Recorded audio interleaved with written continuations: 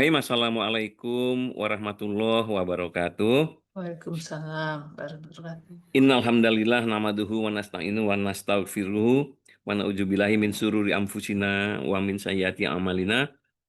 May yahdihillahu fala mudhillalah wa may yudhlilhu fala hadiyalah. Asyhadu alla ilaha illallah wa asyhadu anna Muhammadan abduhu wa rasuluh la nabiyya ba'da. Rabbi shrah li sadri wa yassir li amri wa halul 'uqdatam min lisani yafqahu qauli. Ustadz Agus Setiawan, Dr. Agus Setiawan, LCMA yang kami hormati dan insya Allah dimuliakan Allah. Kawan-kawan seangkatan yang saya cintai dan saya muliakan dan insya Allah juga dimuliakan Allah semua. Pertama-tama kita panjatkan puji dan syukur kehadirat Allah Subhanahu wa Ta'ala atas segala nikmat karunia-Nya, terutama nikmat iman, nikmat Islam, nikmat kesehatan dan kesempatan yang masih diberikannya kepada kita hingga kita masih bisa melapangkan waktu berkumpul di dalam majelis ilmu ini yang semoga sebagaimana doa kita selalu, ya Allah, eh, berikanlah kepada kami ilmu yang bermanfaat, rezeki yang baik, halalan thayyiban, serta amal yang diterima. Mudah-mudahan nanti apa yang akan disampaikan kajian ilmu oleh guru kita Ustadz Agus Setiawan memberi kita wawasan, memberi kita tambahan ilmu agama, menambah keyakinan kita. Kemudian tidak lupa salawat dan salam kita sampaikan kepada panutan kita, junjungan kita, manusia teladan, Rasulullah Muhammad Sallallahu Alaihi Wasallam, pada keluarga beliau, para sahabat, para tabiin, para tabiat tabiin yang insya Allah dengan itu kita semuanya bisa mendapatkan syafaat beliau pada akhir zaman kelak. Amin ya rabbal alamin. Sebelum kita mulai kajian Ustadz, kami juga mari kita bersama-sama untuk mendoakan kepada ada teman kami yang baru saja wafat dari jurusan biologi, guru besar biologi baru wafat kemarin dulu, dan juga istri daripada teman kami juga baru wafat tadi. Semoga Allah lapangkan kuburnya, terangi Amin. barzahnya, Amin. diampuni segala dosanya, dan diberikan Amin. keleluasaan, kelapangan, dan kemudahan kembali Amin. kepadanya. Amin. Amin. Barangkali demikian pembukaan dari kami. Sebagaimana telah disampaikan tadi, tema yang akan disampaikan terkait dengan belajar bersama, berkawan selamanya, dan menjadi insan tauladan. Yang harapan kami dari sana nanti mudah-mudahan menjadi bekal buat kami semua, Ustadz. Allah ridho, Amin. Amin. Rasulullah ridho, memberi syafaat, dan kita semua bisa masuk surganya Allah bersama-sama. Amin. Amin. Baik, barangkali demikian pembukaan sekilas. Kami berikan waktu dan tempat kepada Ustadz. Insya Allah kalau boleh barangkali 1 jam sampai 1 jam 15 menit Ustadz ya. Kita nanti menyediakan tanya jawab juga 30 menit terakhir sebelum masuk waktu asar. Baik. Tafadhol Maskuro, silakan Ustadz. Terima kasih, Kang Awan. Mohon izin. Bismillahirrahmanirrahim. Assalamualaikum warahmatullahi wabarakatuh. Waalaikumsalam warahmatullahi wabarakatuh. Alhamdulillah. Alhamdulillahilladzi arsala rasulahu bil huda wa dinil haqq liyudhhirahu 'ala ad-dini kullihi wa kafa billahi shahida. Nashhadu an la ilaha illallah syahadatu haqqin wa sidq syahadatan tunjina min adzabillah wa nashhadu anna Muhammadan abduhu wa rasuluh. Allahumma salli wa sallim wa barik ala nabiyyina Muhammad wa ala alihi wa sahbihi wa man sara ala nahjihi wastanna bisunnatihi ila yaumiddin. Qala Allahu azza wa jalla fi kitabihil karim, a'udzu billahi minasyaitonir rajim, walladzina amanu wattaba'athum dzurriyyatuhum biiman alhaqna bihim dzurriyyatahum. Subhanaka la ilma lana illa ma 'allamtana innaka antal alimul hakim. Wa subhanaka la fahma lana illa ma fahamta lana innaka antal jawadul karim. Wa qur rabbi zidna ilman wa ba'd. Hadirin hadirat para perindu surga Allah Subhanahu wa taala, para Bapak Ibu, keluarga alumni ITB tahun 80 atau lebih tepatnya dalam Majelis Taklim Al-Hikam. Tentunya tiada kata yang pantas kita lantunkan di siang hari ini melainkan ucapan syukur. Alhamdulillah.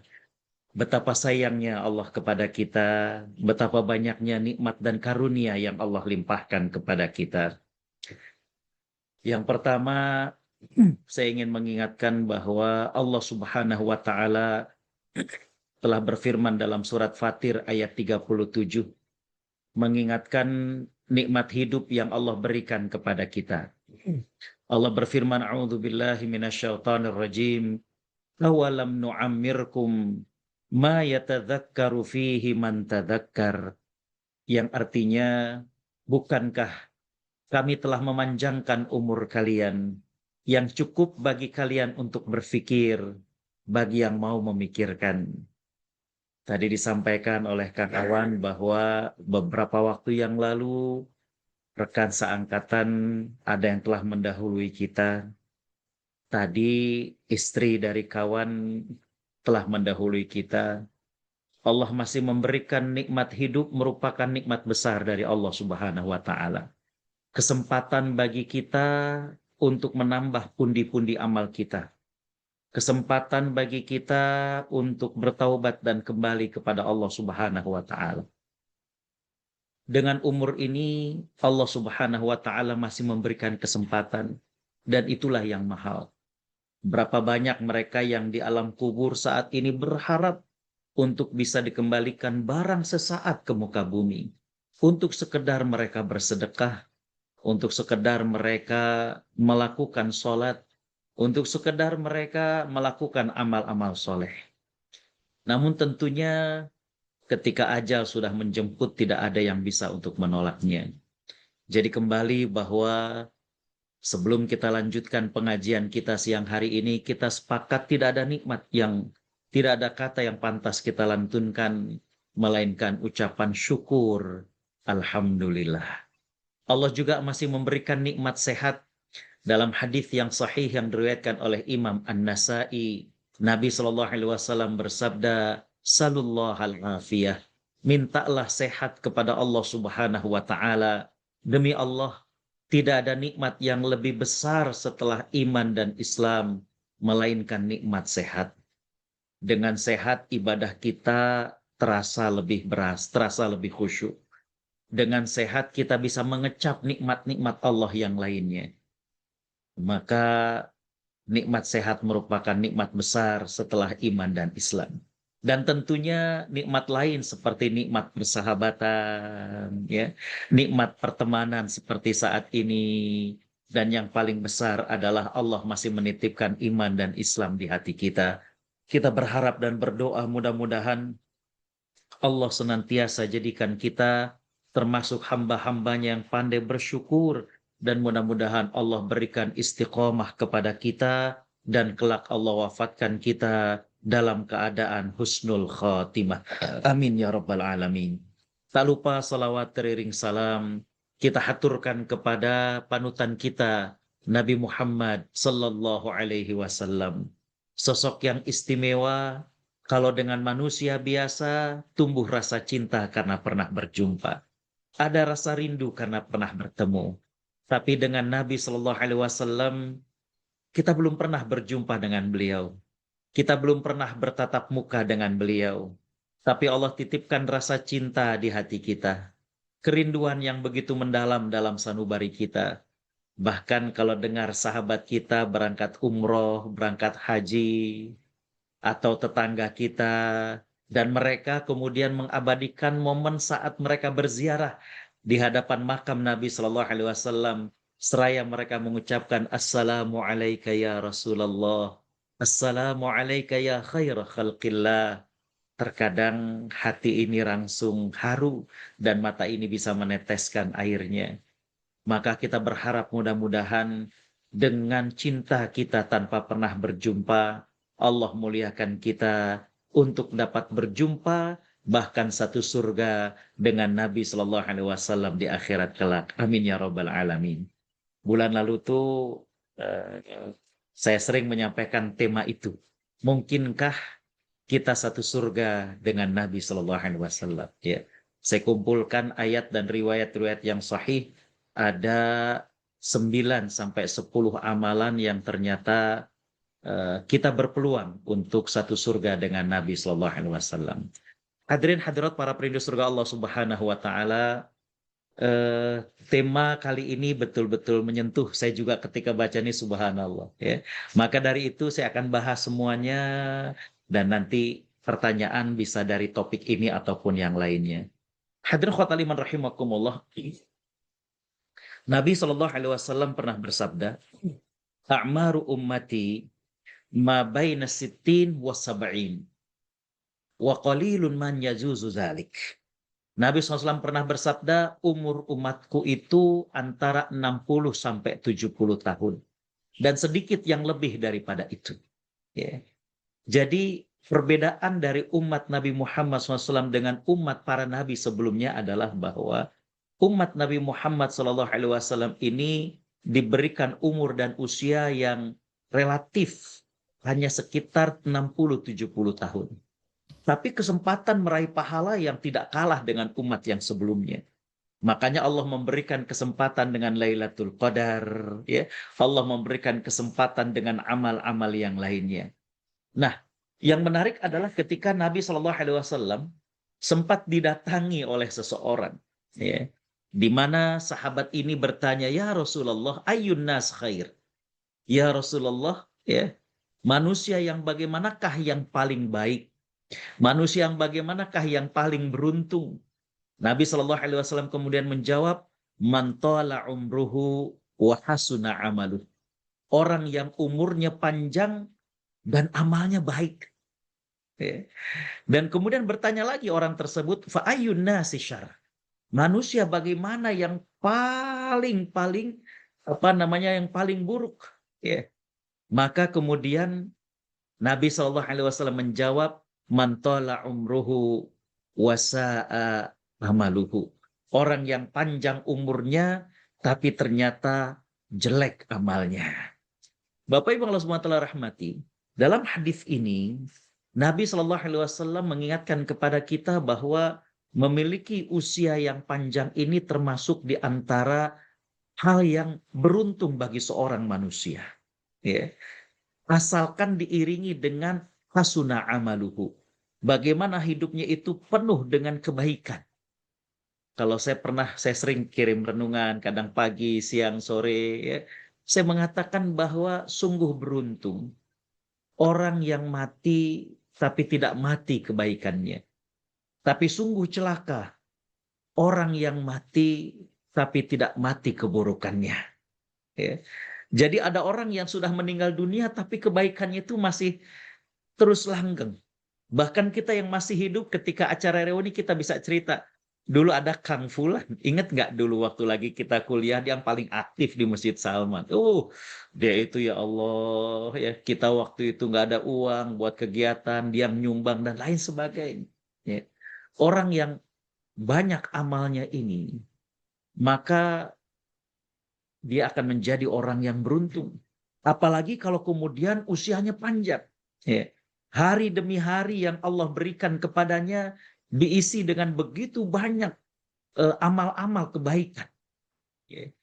Makanya kalau kita saksikan bagaimana Nabi Shallallahu Alaihi Wasallam dengan para sahabat, itu mereka nggak mau melepaskan satu waktu pun kecuali bernilai pahala.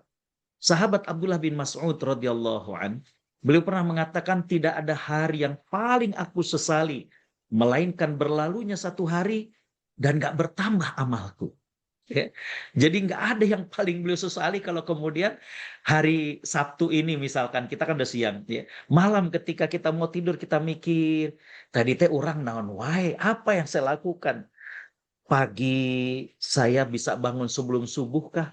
amal apa yang bisa saya lakukan, dan lain sebagainya. Ya. Tapi kalau kemudian kita bisa isi hari kita dengan kebaikan, ya Allah, nikmatnya luar biasa. Bahkan mungkin malam itu kita letih karena begitu banyaknya amal. Ya. Maka orang tersebut adalah orang yang beruntung. Saya tertarik dengan ucapan seorang ulama yang mengatakan begini, boleh jadi saat engkau tertidur lelap di malam hari, pintu-pintu langit tengah diketuk dengan puluhan doa kebaikan untuk dirimu. Dari orang yang kau tersenyum ketika berjumpa dengannya. Dari orang yang lapar kau bantu rasa laparnya. Dari orang yang kesusahan kau bantu kesusahannya. Subhanallah. Ya, ya. Begitulah orang yang mengisi harinya. Walaupun dengan amal yang kelihatannya sepele. Maka Imam Ibnul Qayyim dalam kitab Al-Wabil As-Soib tadi, itu tadi ucapannya beliau, belum mengatakan jangan pernah menganggap remeh sebuah amal. Ya. Terkadang kita ketemu tadi lagi mau ke masjid, ketemu orang senyum, atau kayaknya ada orang bukan dari komplek bingung mau kemana Pak? Ini toiletnya mana ya? Kita tolong, ya. Atau kita lagi berkendaraan, ada orang kayaknya pengen terburu-buru, kita minggir sedikit, ya. Boleh jadi, ya. Malam kita sudah tertidur lelah, ya. Tadi kita baru saja santunan dengan anak-anak yatim. Bagaimana tadi pagi kita membimbing anak-anak yang homeless dan lain sebagainya. Malam teh kita udah tidur capek. Tapi subhanallah ternyata malam itu ya, ada orang-orang yang tengah mengetuk pintu Allah Subhanahu wa taala, mendoakan kebaikan kita. Ya Allah, tadi saya ketemu Pak Fauzi, saya ketemu Teteh yang lain, ya. Saya ketemu dengan Kang Awan, Kang Aji, dan lain sebagainya. Ya. Boleh jadi saat engkau tertidur lelap di malam hari, pintu langit tengah diketuk dengan puluhan doa kebaikan untuk kita. Begitulah beruntungnya orang yang panjang umurnya dan banyak amalnya. Ya. Maka Bapak Ibu Allah Subhanahu wa rahmati, tentunya tadi sampaikan oleh Kang Awan ketika ITB angkatan 80 ini ya berarti sudah cukup berumur, maka secara umur ini sudah tola umruhu, panjang umurnya. Yang perlu kemudian kita introspeksi adalah apakah kita sudah hasuna amalu, apakah kita sudah bagus amalnya ataukah tidak. Ya. Baik, hadirin khotimah rahimakumullah. Sebelum kita masuk kepada 3 poin yang menjadi judul materi ini adalah saya ingin menyampaikan kita punya teman yang baik itu adalah nikmat dari Allah Subhanahu wa taala, ya. Bagaimana teman yang mau ngaji bareng, yang mau nasehatin bareng, yang mau support kita, yang mau mengingatkan kepada Allah, yang mau mengingatkan kita, kita teh mau kemana, gitu, ya. Itu sungguh merupakan nikmat dari Allah Subhanahu wa taala. Ya. Tadi saya tertarik dengan ucapan Kang Awan bahwa ada sebagian sahabat yang sudah di alam barzakh, betul, ya. Saya lebih setuju dengan istilah alam barzakh daripada alam kubur. Dan Bapak Ibu Allah Subhanahu wa taala rahmati, kalau kita mengkaji tentang kehidupan setelah kematian, ya Allah, justru ini yang paling panjang. Jadi manusia itu setelah kemudian dia meninggal dunia, itu saya mencatat dari riwayat-riwayat yang sahih sekitar sampai 9 tahap untuk nantinya surga atau neraka. Waliyazubillah. Ya. Panjang. Ya. Tadi alam barzakh, di alam barzakh bisa setahun, 2 tahun, bahkan bisa ratusan tahun. Ya. Orang tua kita ada yang sudah meninggal sekian tahun yang lalu. Dan entah kapan akan dibangkitkan oleh Allah Subhanahu wa taala. Alam barzakh itu bisa jauh lebih lama daripada umur kita. Ya. Maka hadir khotaliman rahimakumullah, punya sahabat yang baik, yang mengingatkan kita teh mau ngapain hidup ini. Ya. Apakah kita mau begini-begini saja? Ya. Kalau dalam Al-Quran dikatakan, ayah sabul insanu an yutroka sudah. Apakah manusia mengira bahwa mereka akan dibiarkan begitu saja? Imam Syafi'i mengatakan la yuhasabu wa la yu'aqab, enggak dihitung amalnya dan enggak diberikan reward atau pahala atas apa yang dilakukan. Enggak ada hitung-hitungannya. Ya. Kalau kata orang Sunda mah alam dunia teh rek geus anggesan ayeuna teh. Nah orang teh rek kieu wae, ya. Bapak Ibu Allah Subhanahu wa taala rahmati, Jadi punya sahabat yang baik itu nikmat, nikmat. Bahkan saya ambilkan kalimat dari Umar bin Khattab. Beliau mengatakan, ma'u'tiyal abdu ba'dal islami ni'matan khairan min akhin salih. Kata beliau, nggak ada nikmat yang diberikan oleh Allah kepada manusia setelah Islam yang lebih baik daripada punya teman yang soleh. Dalam perkataan ini masih perkataan Umar bin Khattab, tapi dalam riwayat yang lain beliau mengatakan, nanti di akhir zaman tidak ada kenikmatan yang tersisa kecuali 3 hal. Ya. Bagaimana baca Quran, sholat malam, dan berjumpa dengan teman yang satu visi. Itu yang tersisa. Kata Umar bin Khattab. Itu makan. Udah mulai dilarang. Ada yang nggak boleh makan daging merah. Ada yang nggak boleh banyak garam. Udah banyak. Ya. Itu jalan, rek ngabring ke sini. Aduh, osteoporosis, dan lain sebagainya. Udah makin sedikit nikmat. Ya. Maka yang tersisa itu kata Umar bin Khattab di akhir zaman tinggal 3 hal. Malam kita ngadu kepada Allah dengan tahajud. Kita baca Quran, membaca firman-firman Allah menyapa kepada hati kita. Dan ketemu dengan orang yang sevisi. Ya.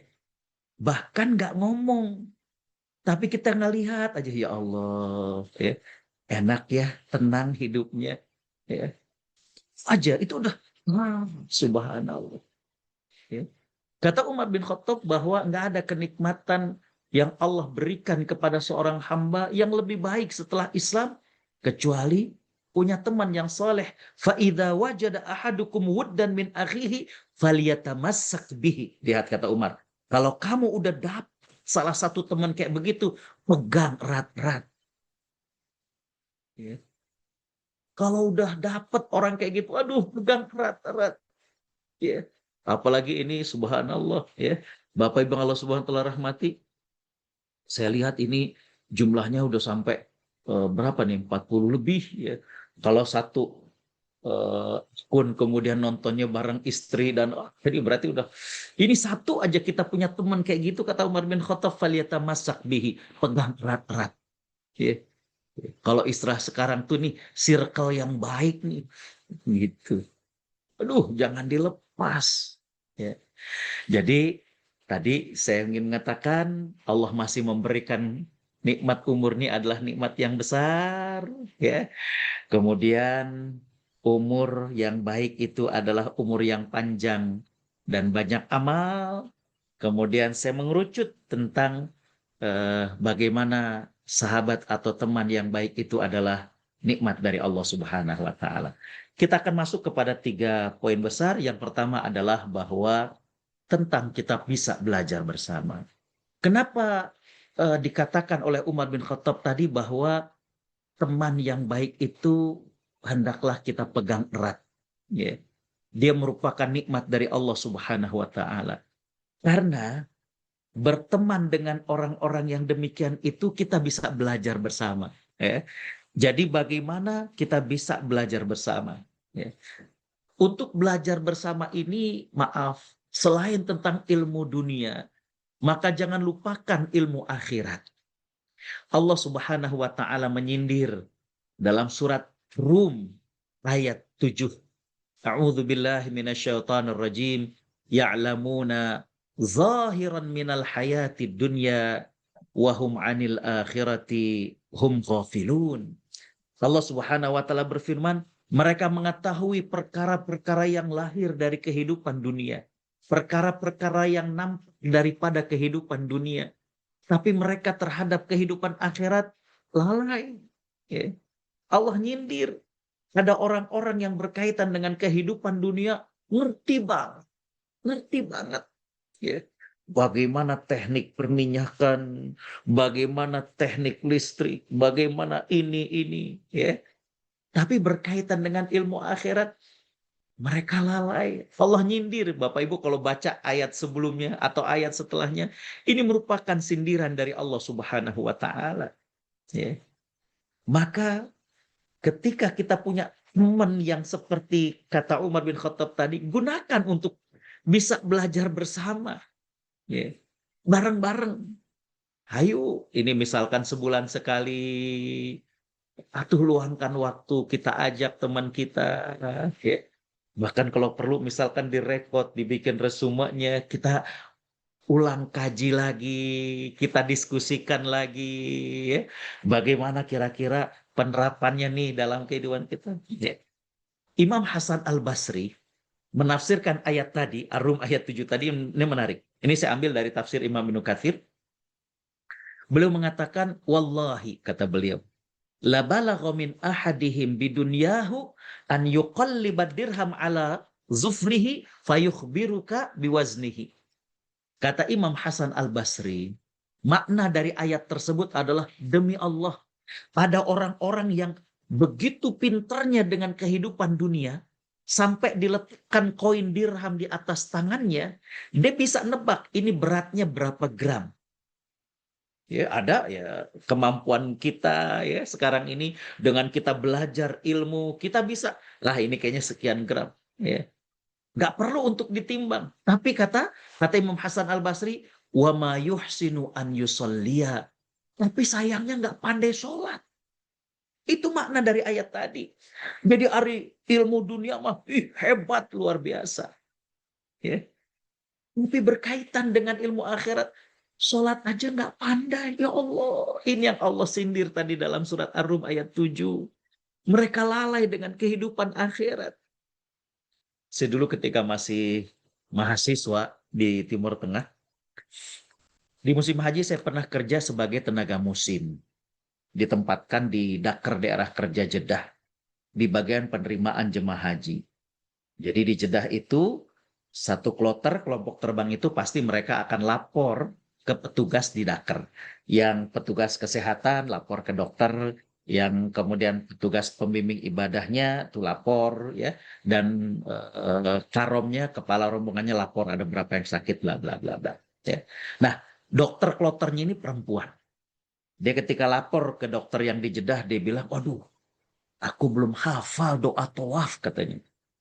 Oh, kan dari sini dokter akan langsung ke Mekah, itu dia. Boleh nggak tulisin, katanya. Pakai bahasa Latin sama terjemahnya.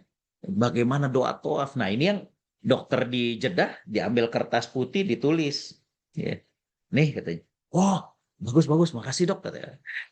Bapak Ibu Allah SWT rahmati, dari situ saya ikut ngedampingi ke Mekah. Ya. Setelah jamaah nyampe di penginapan, naruh tas, kemudian kita tawaf. Ya. Yang menarik adalah ketika kita tawaf, dokter perempuan tersebut sambil kemudian doanya dikencangkan, dia berdoa begini, Allahumma jannibna syaitan. Saya bilang, ya Allah dok, dokter doa apa? Saya bilang, ini yang tadi dikasih sama dokter di Jeddah. Saya bisikin, dokter, itu doa jima. Oh ya Allah, subhanallah. Ternyata Allahumma jannibna syaiton itu doa jima. Memang artinya bagus, ya Allah. Jauhkanlah kami dari syaitan, dan jauhkanlah syaitan dari apa yang kau rezekikan pada kami. Tapi itu doa jima, ya Allah. Atau orang kadang lihat ke dokter tersebut. Ya. Ini ilmu akhirat, ya Allah. Saya bilang, ya Allah, dokter itu yang di Jeddah isengnya luar biasa. Ya. Ya, ya. Tapi kurang lebih begitu yang kata Imam Hasan Al-Basri. Hari ilmu dunia tuh hebat. Ya. Tapi sholat tidak pandai. Ya. Coba ketika kita belajar bersama ini dari hal-hal yang kecil, dari hal-hal yang terlihat sepele, ya. Kita coba belajar, perbaiki lagi, ya. Bapak Ibu Allah Subhanahu wa taala rahmati, dan kalau bareng-bareng gini enak, nggak ada kata terlambat, nggak ada kata terlambat. Subhanallah. Ya. Saya 3 kali diundang ke Kuwait. Ramadan kemarin, eh, berarti bulan Maret April ya, itu saya 35 hari di Kuwait. Bapak Ibu Allah SWT rahmati, di Kuwait itu ada seorang syekh yang terkenal, seorang qari yang terkenal, Syekh Fahad Al-Kandari. Ya. Itu beliau cerita, beliau pernah ngimamin sholat di salah satu masjid, dan ketika beliau lupa bacaannya, itu yang ngingetin ada kakek-kakek di soft pertama. Ya. Setelah sholat, Syekh Fahad Al-Kandari ini kemudian menghampiri. Beliau tanya kepada kakek tersebut, kakek hafal Qur'annya udah lama ya? Belum, katanya. Loh, kok bisa, katanya? Saya lupa tadi kakek yang mengingatkan bacaannya. Kakek ini menjawab, enggak. Saya itu baru hafal Quran sekitar 2 tahun lalu. Ketika umur saya genap 62 tahun. Ini adalah berkah doa dari ibu saya. Yang mana ibu saya minta kepada Allah agar ada di antara anaknya yang hafal Al-Quran. Dan ternyata Allah mengabulkannya 2 tahun yang lalu. Subhanallah. Syekh Fahad Al-Kandari kemudian memberikan tausiah kepada kita. Kita kalau doa itu jangan sampai kita merasa, ya Allah kapan dikabulkannya. Ya. Kadang kita pengen anak kita, cucu kita hafal Quran. Kayak kehabisan jurus privat dengan ustadz ini. Kayaknya lambat banget. Ganti ustadz lain. Ganti metode lain. Ya Allah, ini harus ikhlas, kata beliau. Kita teh pengen hafal Quran, anak kita, cucu kita pengen hafal Quran, niatnya karena Allah. Bukan kita pengen bangga-bangga di hadapan teman kita. Oh, cucu saya udah 30 juz. Oh, bukan. Jangan-jangan, kata beliau, niat yang kurang ikhlas inilah yang membuat anak kita, yang membuat cucu kita jadi susah ngafal Quran. Dan yang kedua, dikabulkannya doa itu hak prerogatif Allah. Kapan Allah mengabulkan, silakan. Dan itu buktinya. Ya. Baru 2 tahun yang lalu si kakek itu ternyata berhasil ngafal Quran. Nah, pelajarannya buat kita adalah tidak ada kata terlambat untuk belajar ngafal Quran. Nggak ada kata terlambat. Beliau umur 62 tahun baru hafal Quran. Ya. Jadi kembali bahwa Bapak Ibu Allah Subhanahu wa taala rahmati, kesempatan untuk belajar bersama, ya. Hal-hal yang mungkin terlihat sederhana, ya. Hal-hal yang kita kira-kira perlukan, ya. Baik. Bapak Ibu Allah Subhanahu wa taala rahmati, yang kedua adalah bagaimana berkawan selamanya. Bahkan saya tambahkan di sini bahwa bukan saja selamanya, tapi berteman hingga ke surga. Ya. Bapak Ibu Allah SWT rahmati, mohon maaf.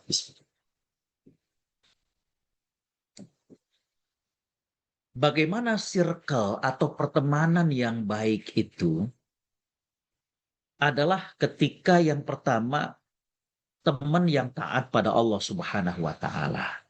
Ya. Ini biar kemudian ruh-ruh kita itu bisa nyambung chemistry-nya. Ya. Bagaimana kemudian teman-teman yang punya keinginan untuk sama-sama taat kepada Allah Subhanahu wa taala. Ya. Bukan berarti kemudian kita menjauhi sahabat-sahabat yang lain, tidak ya. Tapi kalau kemudian kita mau gabung, punya komitmen, ayo pengen taat kepada Allah Subhanahu wa taala. Ya. Apalagi mohon maaf, umur kita nggak ada yang tahu, Ya. Kita sudah diingatkan dengan berbagai macam peringatan dari Allah Subhanahu wa taala. Bukan saja kematian daripada sahabat kita, bukan saja wafat daripada istri teman kita, bahkan mohon maaf, Nabi SAW mengingatkan bahwa uban itu pengingat dari Allah Subhanahu wa taala. Ya. Adanya uban itu pengingat bahwa kita itu sudah tidak muda lagi. Allah sudah ingatkan, ya. Dan bukan saja di rambut, sudah mulai sampai ke janggut. Sudah mengingatkan, ya. Makanya ya pengingat dari Allah itu jangan kemudian kita hilangkan, ya. Apakah dengan gitu ya, ini nanti masuknya ke ranah hukum lah gitu ya, tentang hukum ngemir dan lain sebagainya, kita nggak masuk ke sana. Tapi kembali bahwa itu sudah pengingat dari Allah Subhanahu wa taala, ya. Jadi kita cari teman-teman yang taat atau yang sama-sama ingin taat kepada Allah Subhanahu wa taala, ya. Kalau kira-kira misalnya mau masih kayak yang ya maaf nakal kayak dulu, aduh, ya, capek nakal itu. Ya. Maksiatnya lelah. Ya. Ya. Itu enak kita taat. Ya. Bapak Ibu Allah SWT rahmati, coba dulu kiai saya di Garut, dulu saya pesantren di Garut, ya. Makanya bahasa Sunda saya cukup baik, walaupun saya aslinya ibu saya itu Betawi, gitu ya. Bapak Ibu Allah SWT rahmati, ya, kata beliau, sok katanya, lamun jadi jalma soleh mah, hudang kalau jadi orang soleh mah, kita mau sholat malam jam 3 cukup, jam 3 udah cukup kata beliau. Sholat 8 rakaat, witir 3 rakaat, masih sisa kata beliau buat doa. Tapi kalau jadi orang jahat gak cukup jam 3, mesti jam 1. Susah jadi orang maksiat tuh kata beliau. Ya. Bangun jam 4 aja udah kesiangan. Oh, tuh orang udah siap-siap mau ke masjid. Jadi enak jadi orang soleh mah, tenang katanya. Ya. Jadi yang pertama, bagaimana teman hingga ke surga? Cari teman yang taat pada Allah Subhanahu wa taala. Yang kedua, teman yang membantu kita untuk bisa menjaga akhlak. Ya. Tadi saya katakan bukan berarti kemudian kita hanya ngumpul dengan orang-orang baik saja, tidak. Ya. Tapi bareng-bareng untuk kemudian pengen baik, ya. Bareng-bareng pengen punya akhlak dan adab yang baik. Ini sebenarnya akhlak dengan adab ini, ya, Bapak Ibu Allah SWT rahmati, akhlak itu kan ada dua. Ada akhlak yang baik, ada akhlak yang buruk. Nah, akhlak yang baik itulah yang disebut dengan adab. Ya. Jadi teman yang kemudian bisa ngebantu kita menjaga akhlak, ya. Bagaimana kita makin bisa sabar, makin bisa menghargai orang, ya. Makin bisa untuk kemudian menerima keadaan, ya. Subhanallah, ya. Teman yang membantu kita untuk menjaga akhlak kita, ya. Bagaimana di usia senja seperti ini kita dengan istri bisa kemudian sama-sama memiliki kesabaran, ya. Jadi teman yang membantu untuk menjaga akhlak, ya. Yang ketiga, teman yang bisa sharing ilmu dan pengalaman, ya. Teman yang bisa sharing ilmu dan pengalaman. Bagaimana dengan anak, bagaimana dengan menantu, ya. Ada yang, aduh anak saya teh ya Allah, habis nikah jauh, pleng, jarang datang. Ini si mama istri saya kangen. Nah misalnya. Ya. Ada juga yang saya tuh pengen nasehatin menantu, tapi ternyata ketika saya nasehatin, wah jadi ngambek misalnya. Jadi kita bisa sharing pengalaman. Ya.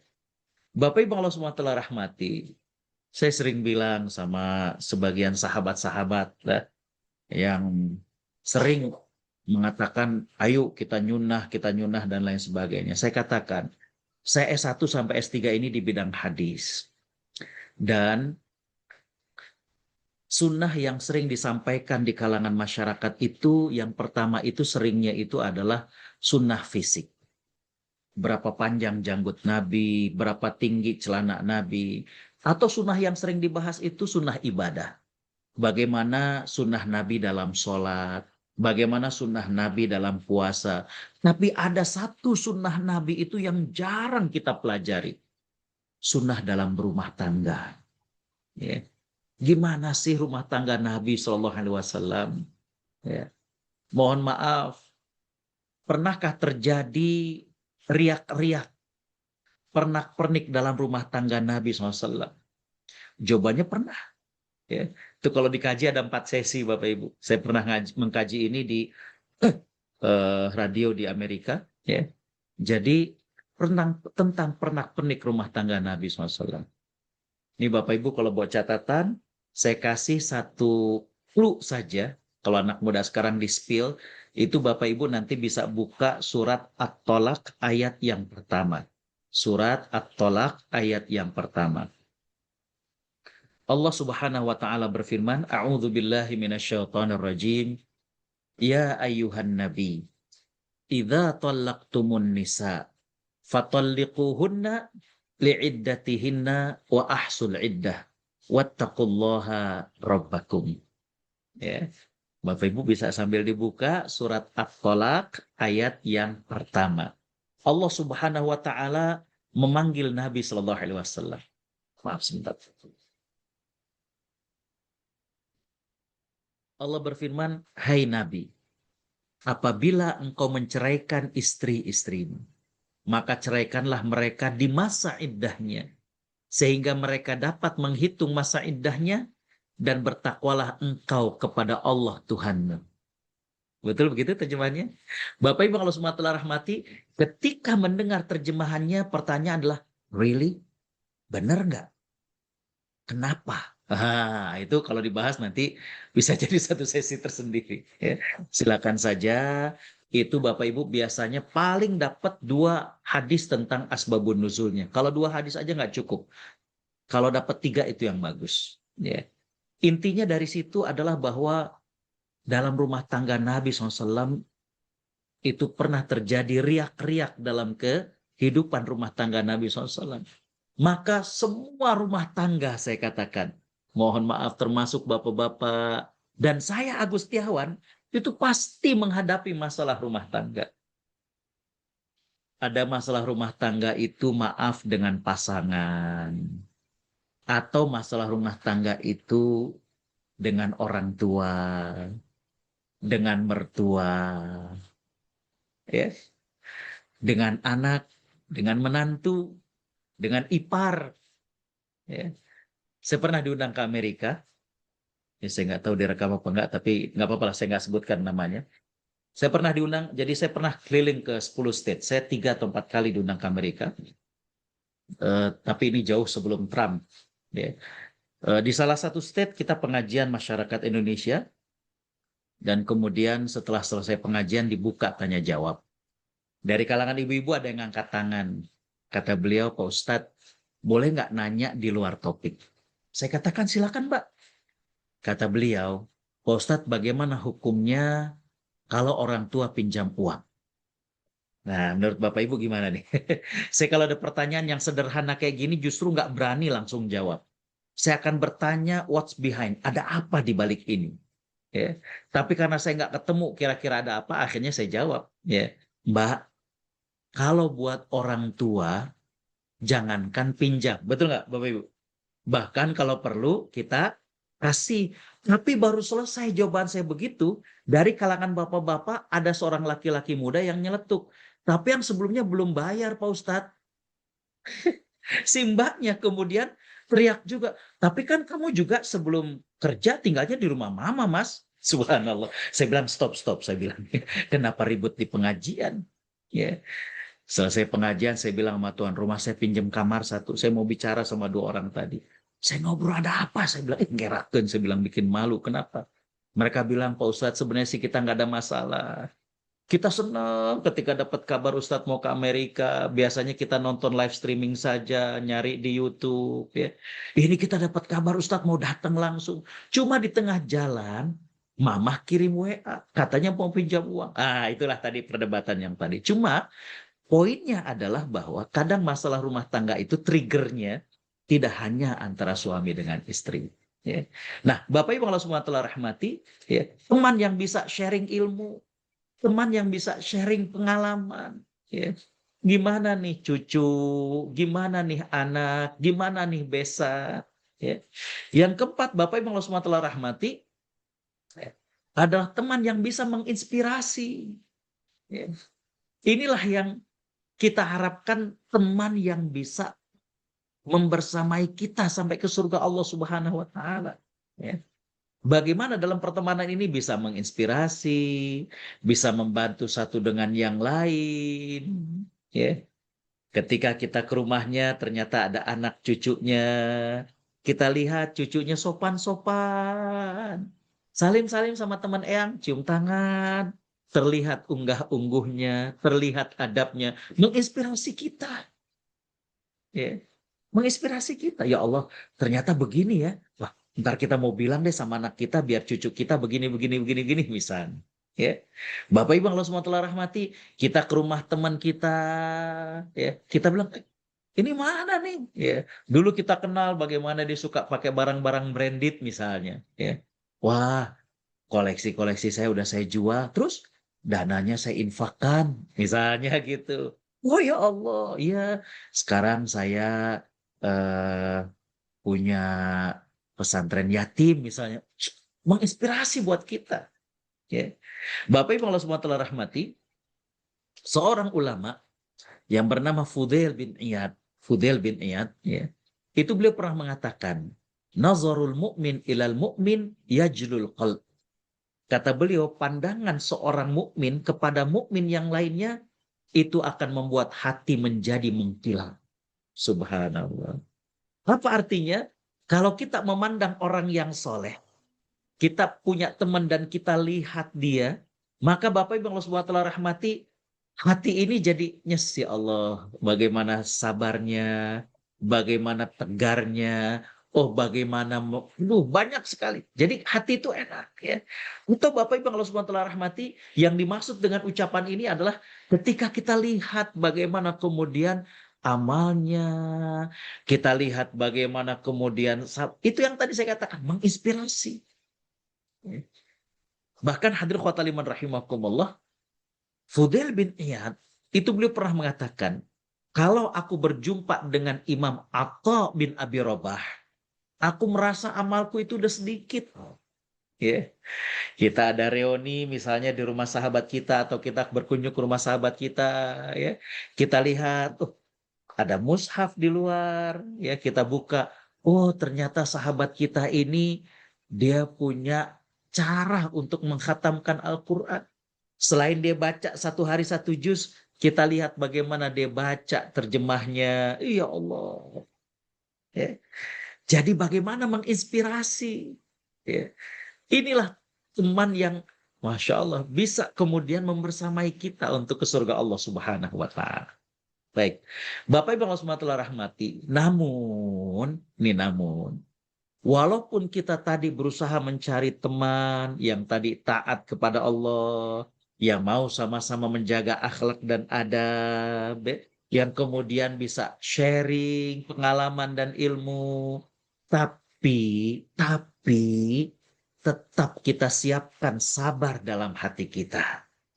Allah Subhanahu wa taala berfirman, A'udzu billahi minasyaitonir rajim, wasbir nafsaka ma'al ladzina yad'una rabbahum bil ghadati wal 'ashyi yuriduna wajha.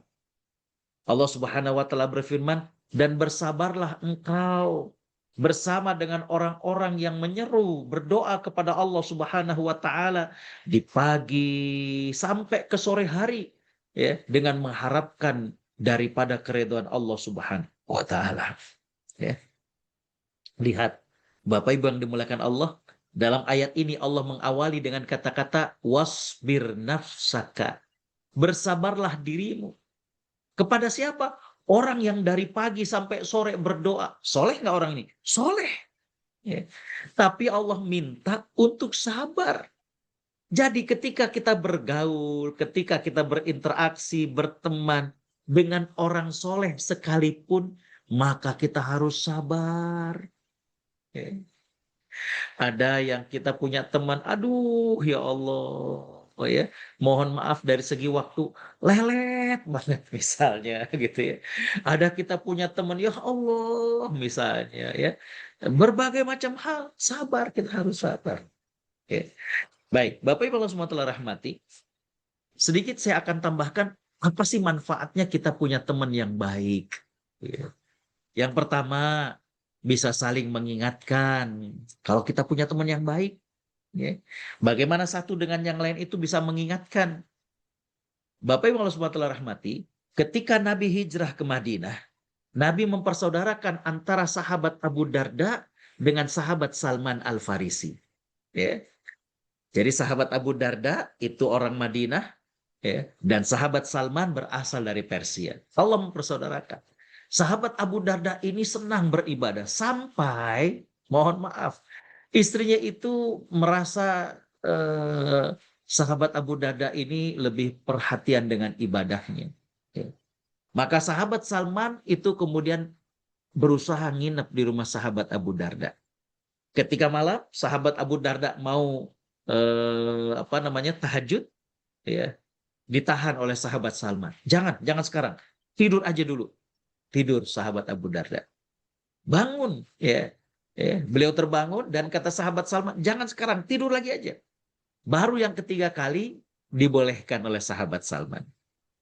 Ketika itu sahabat Salman kemudian mengatakan, inna li rabbika alaika haq, wali ahlika alaika haq, wali nafsika alaiki haq, fa'ati kulladhi haqqin haqqah. Kata sahabat Salman, Allah punya hak terhadap waktu yang kau miliki. Keluargamu, istrimu, itu juga punya hak. Okay. Badan dan dirimu juga punya hak. Maka berikanlah masing-masing haknya. Besok paginya, habis subuh, sahabat Abu Darda mengadu kepada Nabi SAW. Bahwa semalam ketika dia mau bangun, ditahan, tidur aja dulu. Bangun lagi, ditahan, tidur aja lagi. Ya, baru setelah bangun yang ketiga dipersilakan sholat, dan sahabat Salman menasehati kepada diriku bahwa Allah itu punya hak terhadap kita. Ya, artinya dari waktu yang Allah berikan, maka ada yang harus kita kemudian korbankan untuk bagaimana kita beribadah pada Allah. Tapi keluarga juga punya hak. Diri dan raga kita juga punya hak. Maka berikanlah masing-masingnya. Apa jawaban Nabi SAW? Sodaqo Salman. Apa yang dinasehatkan oleh Salman itu benar. Jadi, ya, di antara manfaat pertemanan tadi adalah bagaimana bisa saling mengingatkan. Ya, bisa saling mengingatkan. Ya. Apalagi, wah ini udah sekian tahun, kenal sejak masih zaman kuliah di ITB. Jadi mungkin kalau kita mau menyampaikan, ya, kita tahu nyampaikannya gimana. Ya. Bapak Ibu Allah SWT rahmati, itu di antara manfaat punya teman yang baik. Yang kedua, saling mendoakan. Wah, ini yang penting. Ya. Singkat cerita, Bapak Ibu Allah SWT rahmati, sahabat Abu Darda dengan Ummu Darda ini keluar kota. Ya. Dan hadirin khotaliman rahimakumullah, terjadilah obrolan, ya, di mana ada yang pengen haji tahun ini. Ya. Maka kemudian disampaikan, ya udah kalau kayak gitu, kalau kamu pengen haji, doakan orang lain agar bisa berangkat haji. Karena kenapa? Karena aku pernah mendengar Nabi Shallallahu Alaihi Wasallam bersabda, doa seorang Muslim untuk saudaranya Muslim yang lain itu akan dikabulkan oleh Allah Subhanahu Wa Taala. Ketika dia mendoakan orang lain, akan ada malaikat yang mengaminkan doanya, dan malaikat mengatakan, bagimu seperti yang kau doakan untuk dirimu. Subhanallah. Jadi Bapak Ibu Allah SWT rahmati, manfaat daripada kita punya pertemanan yang baik ini, pertemanan yang sampai ke surga ini, yang kita pengen tadi kriterianya kayak apa, manfaat yang kedua adalah bisa saling mendoakan. Ya. Bagaimana kita doakan sahabat kita yang lain. Ada yang berangkat haji, ada yang berangkat umroh, kita nitip doa. Ya, agar bisa kemudian oleh Allah Subhanahu wa taala dimampukan, agar bisa oleh Allah Subhanahu wa taala diberikan kesehatan, pengen umroh, pengen haji ya Allah, ya. Dan Bapak Ibu Allah Subhanahu wa taala rahmati, ya, ketika kita mendoakan orang lain jangan salah, malaikat akan mengaminkan doa kita dan malaikat akan mendoakan hal yang sama buat kita. Subhanallah. Ya, jadi manfaat kita punya teman yang baik adalah bisa saling mendoakan. Ya. Bapak Ibu Allah SWT rahmati, begitu juga ketika Nabi SAW menjelaskan, ketika kita tasyahud dalam sholat, itu kan kita membaca Assalamu alayna wa ala ibadillahis salihin, yang artinya salam untuk kami dan juga untuk hamba-hamba Allah yang soleh. Ketika penjelasan Nabi ini disampaikan dalam riwayat dalam hadis, ternyata ada tambahan sabda Nabi yang mengatakan, fa innakum idza qultumuha asabat kulla 'abdin lillahi salih fis sama'i wal ardh. Ya. Ketika kita baca Assalamu alayna wa ala ibadillahis salihin, kata Nabi SAW, barang siapa yang baca itu ketika dia tasyahud, maka doa itu akan tertuju kepada setiap hamba yang soleh yang ada di langit maupun yang ada di bumi. Subhanallah. Ya. Ini manfaatnya punya teman yang baik. Ini manfaatnya punya teman yang sama-sama pengen ke surga Allah Subhanahu wa taala. Selain tadi saling menasehati, yang kedua adalah bisa saling mendoakan. Yang ketiga, ya, bahkan manfaatnya adalah kita bisa dikumpulkan bersama di surga. Ya. Dalam hadis dari sahabat Abu Musa al-Ash'ari radhiyallahu an, Nabi Shallallahu Alaihi Wasallam pernah ditanya, ya Rasulullah, ar-rajulu yuhibbul qauma walam yalhaq bihim. Ya. Jadi ceritanya ada seseorang yang nanya kepada Nabi SAW, ada seseorang yang mencintai suatu kaum tapi dia nggak pernah berjumpa dengannya. Kata Nabi SAW, ya, almar'u ma'aman ahabba. Manusia nanti Allah akan kumpulkan bersama dengan orang yang ia cintai. Ya. Artinya, kalau kita seneng, apet, ya, dekat dengan teman yang soleh, nanti akan dikumpulkan di surga dengan mereka. Ya. Apalagi kalau kemudian tadi saya katakan, kita di sini sama-sama, ya Allah cinta Rasulullah, kita sama-sama cinta para sahabat, ya.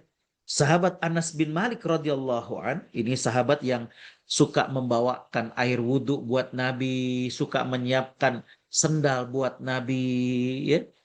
Beliau mengatakan, belum pernah aku segembira ini. Di mana aku mendengar Nabi SAW mengatakan bahwa seseorang itu akan dikumpulkan di surga bersama dengan orang yang ia cintai. Maka kata sahabat Anas bin Malik, aku cinta kepada Rasulullah. Aku cinta kepada Abu Bakar. Aku cinta kepada Umar dan aku berharap mudah-mudahan Allah mengumpulkan aku dengan Nabi Sallallahu Alaihi Wasallam serta Abu Bakar dan Umar. Subhanallah. Ini manfaat kita memiliki teman yang soleh, teman yang pengen kemudian ke surga Allah adalah dikumpulkan satu surga dengan mereka. Ya Allah. Ya. Bagaimana kita kuliah di ITB tapi reuninya di surga. Subhan. Ya. Bapak Ibu Allah SWT rahmati, ya, dikumpulkan satu surga. Ya. Ini apalagi kalau kemudian dengan istri, anak, mantu, cucu. Aduh. Okay. Bapak Ibu mungkin kalau melihat dari usia Bapak Ibu rasa-rasanya anak sudah mau nikah, sudah nikah semua.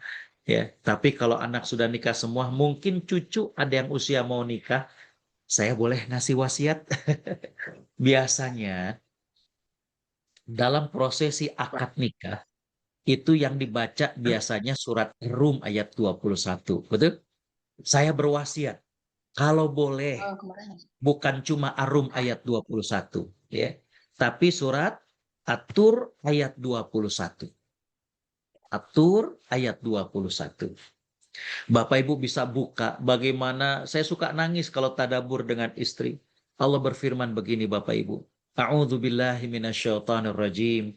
Walladzina amanu wattaba'athum dzurriyyatuhum biiman alhaqna bihim dzurriyyatahum. Dan orang-orang yang beriman diikuti oleh keturunan mereka yang beriman, maka kami kumpulkan mereka di surga. Subhanallah. Ini lebih dalam maknanya selain daripada surat Ar-Rum ayat 21 yang sakinah mawaddah warahmah. Okay. Ada seorang ahli tafsir yang mengatakan begini Bapak Ibu. Kita tidak ragu dengan indahnya surga.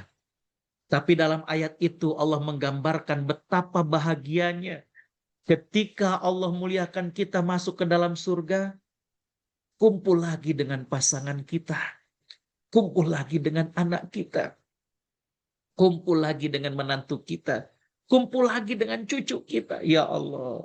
Ya. Makanya besok nih saya diminta untuk ngisi pembekalan, ya, kepada anak seorang jamaah di BSD yang mau nikah. Ya. Kita ini kan masuk ke jenjang pernikahan itu nggak ada kursusnya Bapak Ibu. Nggak ada kursusnya. Otodidak.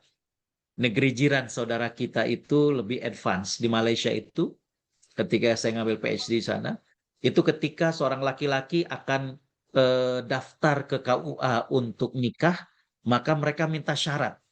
Ada sertifikat ikut kursus pernikahan.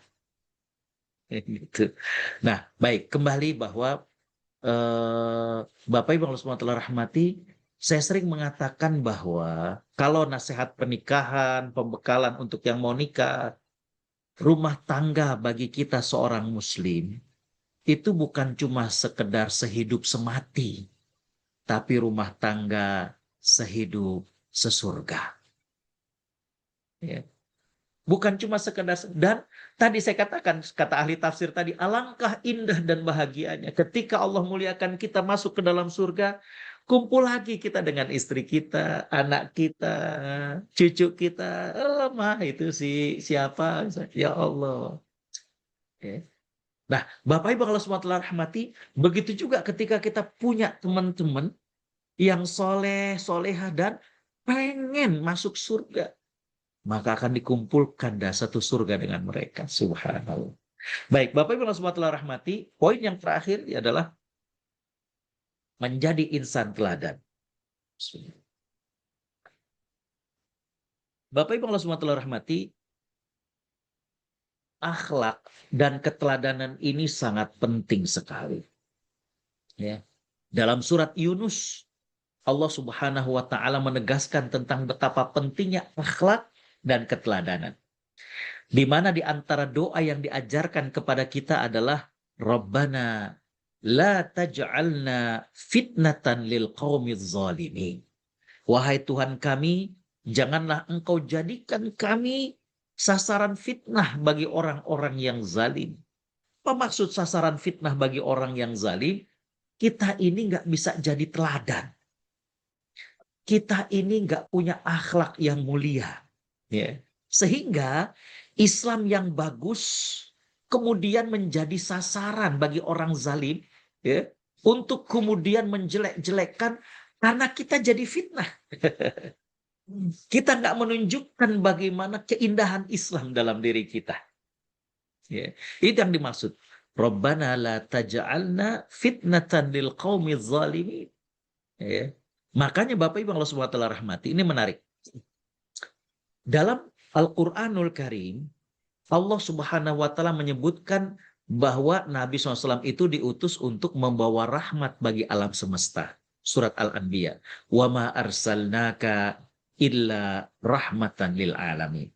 Tapi dalam hadisnya Nabi SAW mengaku bahwa innama bu'ithtu liutammima makarimal akhlak. Aku diutus untuk menyempurnakan akhlak. Di ayat Al-Quran, Nabi itu perannya adalah membawa rahmat bagi alam semesta. Tapi dalam sabdanya, belum mengatakan beliau ini adalah sebagai penyempurna akhlak. Hubungannya. Ternyata kata para ulama hubungannya kuat. Ya. Di mana tidak akan terasa rahmat kalau nggak ada akhlak. Itu hubungannya. Ya. Kita dalam rumah tangga nggak akan terasa rahmat kalau nggak ada akhlak. Akhlak antara ayah kepada anak, akhlak antara anak kepada orang tua, tidak akan terasa rahmat dalam rumah tangga kalau istri tidak ada akhlak kepada suami, kalau suami tidak ada akhlak kepada istrinya. Dalam kehidupan bermasyarakat tidak terasa rahmat kalau kemudian tetangga tidak berakhlak kepada tetangganya yang lain. Dalam kehidupan bernegara nggak ada terasa rahmat kalau kemudian tidak ada akhlak antara pimpinan dengan bawahan. Ya. Maka kaitannya kuat. Ya. Disinilah Bapak Ibu Allah SWT rahmati pentingnya akhlak dan keteladanan. Ya. Di mana akhlak ini memiliki peranan yang sangat-sangat penting. Begitu juga dengan keteladanan. Ya. Saya pertama kali dakwah ke Australia itu tahun 2008. Tahun 2008 saya ke Sydney, ya, landing di King George's Airport, kemudian saya dijemput, dibawa ke masjid milik orang Indonesia. Ya. Saya disambut sama ketua masjid dan lain-lain. Bapak Ibu Allah SWT rahmati, ketika saya lagi duduk di masjid itu didatangi oleh 4 orang jamaah. Ya.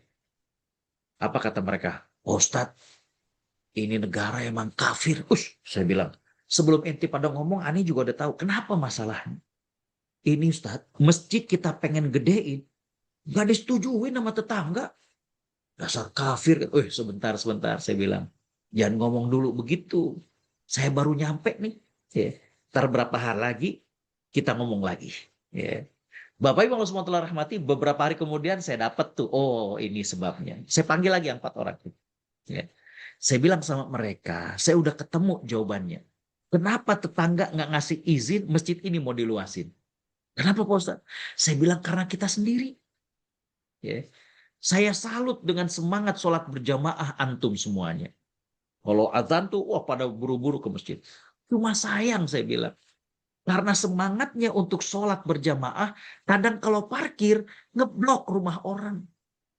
Sedangkan itu jalan cuma one way. Wah, kalau kata orang Malaysia, sehala, cuma satu jam. Ya. Udah gitu saya bilang, kalau bubaran sholat, selesai sholat, itu Bapak Ibu Allah SWT rahmati, yang udah di mobil, tiba-tiba temannya dari pintu masjid kemudian teriak, "Hey bro," katanya. Buka jendela, ngobrol. Yang di belakang orang bule itu udah nungguin. Sampai kemudian ngelakson. Di sana itu kalau nggak keterlaluan nggak bakalan klakson. Beda sama di kita. Di kita kadang lewat ituan aja anak-anak pada teriak, telolet, tolelet, tolelet kan begitu ya. Kalau di sana nggak. Kalau nggak keterlaluan nggak klakson. Saya bilang wajar. Kalau mereka nggak setuju masjid ini digedein. Lawang masih kecil aja. Itu kalau waktu sholat udah bikin macet. Bapak Ibu yang dirahmati Allah, ini masalah keteladanan. Saya kemudian mengungkapkan syair ini. Ini syair ucapan dari ulama di Baghdad. Ya. Apa kata beliau? Kun kal farosyah, taksiruha kullu ainin ra'atha, walam tantik bikalimah. Jadilah seorang muslim itu bagaikan kupu-kupu. Setiap mata yang memandang akan terpikat. Walaupun kupu-kupu tidak pernah bertutur kata. Nggak perlu kita teriak-teriak, lihat saya dong Islami. Nggak perlu. Lihat disiplinnya, lihat profesionalnya, gimana dengan waktu, menghargai orang. Nggak, kemudian kita teriak, oh saya nyunah. Nah, kita lihat bagaimana rumah tangga kita. Inilah keteladanan. Ya. Orang melihat bagaimana keindahan Islam. Ya. Mirip kayak kupu-kupu. Orang ketika melihat, ya Allah, warna-warninya indah. Walaupun kupu-kupu nggak pernah berkata, coba lihat saya. Nggak perlu, nggak perlu. Ya. Dan mohon maaf, saya bulan lalu baru safari dakwah ke Inggris dan ke Skotlandia.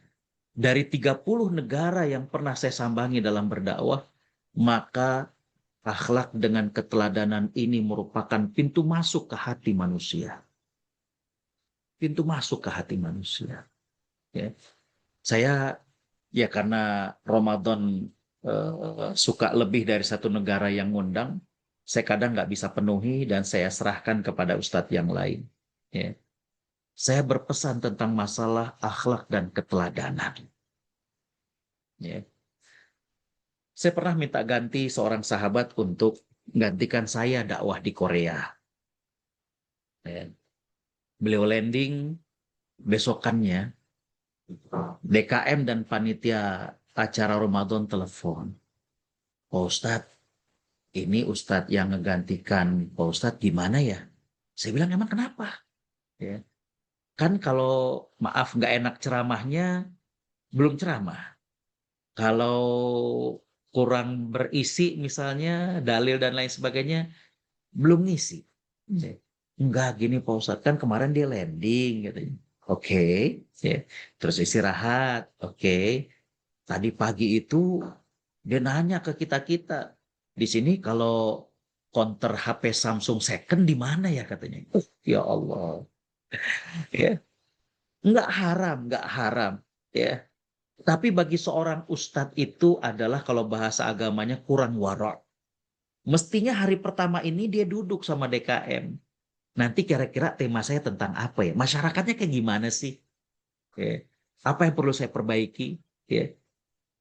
Jadi akhlak ini apa ya? Saya ingin katakan dia memang hal yang sangat-sangat menyentuh. Ya. Ada orang yang pandai retorikanya, ada orang yang luar biasa penguasaan terhadap dalilnya, ya. Tapi masalah akhlak dan keteladanan ini satu hal yang berbeda, gitu. Ya. Ini bukan kata siapa-siapa, ini memang terjadi langsung. Ya. Bagaimana ada seorang syekh, ya, beliau lagi di majelis, ya, syekhnya itu lagi pegang handphone, kemudian muridnya bertanya, Syekh, bagaimana derajat hadis tabassumuka fi wajhi akhika sodakoh. Senyummu untuk saudaramu adalah sedekah. Jadi muridnya ini nanya, ini hadisnya sahih apa dhaif gitu. Syekhnya masih sambil memegang handphone, dia nggak melihat kepada yang bertanya, dia cuma mengatakan, aywa, al-hadis sahih. Ya, hadis itu adalah sahih. Apa yang salah Bapak Ibu? Ya. Yang salah adalah bagaimana kalau bahasa kitanya internalisasinya, penghayatannya. Hadis itu bunyinya adalah senyummu untuk saudaramu adalah sedekah. Memang yang ditanya itu derajat hadisnya sahih apa dhaif. Cuma kan alangkah bagusnya kalau kemudian handphonenya ditaruh dulu sambil dia tatap yang nanya kemudian disenyum. Iya, hadisnya sahih. Ya. Ini akhlak. Ya. Ini keteladanan. Ya. Banyak kajian-kajian terasa kering hanya karena berkutat tentang masalah keilmiahan. Iya, sahih. Oh, ini begini, ini begini. Nggak ada ruhnya. Nggak ada ruhnya. Ya. Sedangkan yang dirindukan oleh umat itu bukan cuma sekedar keilmiahan. Nah, ini saya hadirkan ucapan salah seorang pendakwah. Apa kata beliau? Ya, innal ummah tahtaju ila rajulin yafidu min qalbihi ala qulubi man haulahu. Kata beliau, umat saat ini memerlukan kepada orang-orang yang keimanannya ini menggenangi, luber pada orang yang ada di sekitarnya. Dan dari genangan robbani ini, dari keimanan yang luber inilah, umat akan berubah dari satu keadaan kepada keadaan yang lain. Dan mereka akan keluar dari kegelapan menuju kepada cahaya. Ya. Bagaimana umat sekarang ini perlu orang yang ada keteladanan. Ya. Bapak Ibu Allah SWT rahmati, saya termasuk yang beruntung. Saya kuliah itu S1, S2 di Timur Tengah, S3 baru di Malaysia. Ya. Jadi kenapa saya mengatakan diri saya beruntung, saya berangkat sendiri, pulang berempat, untung kan.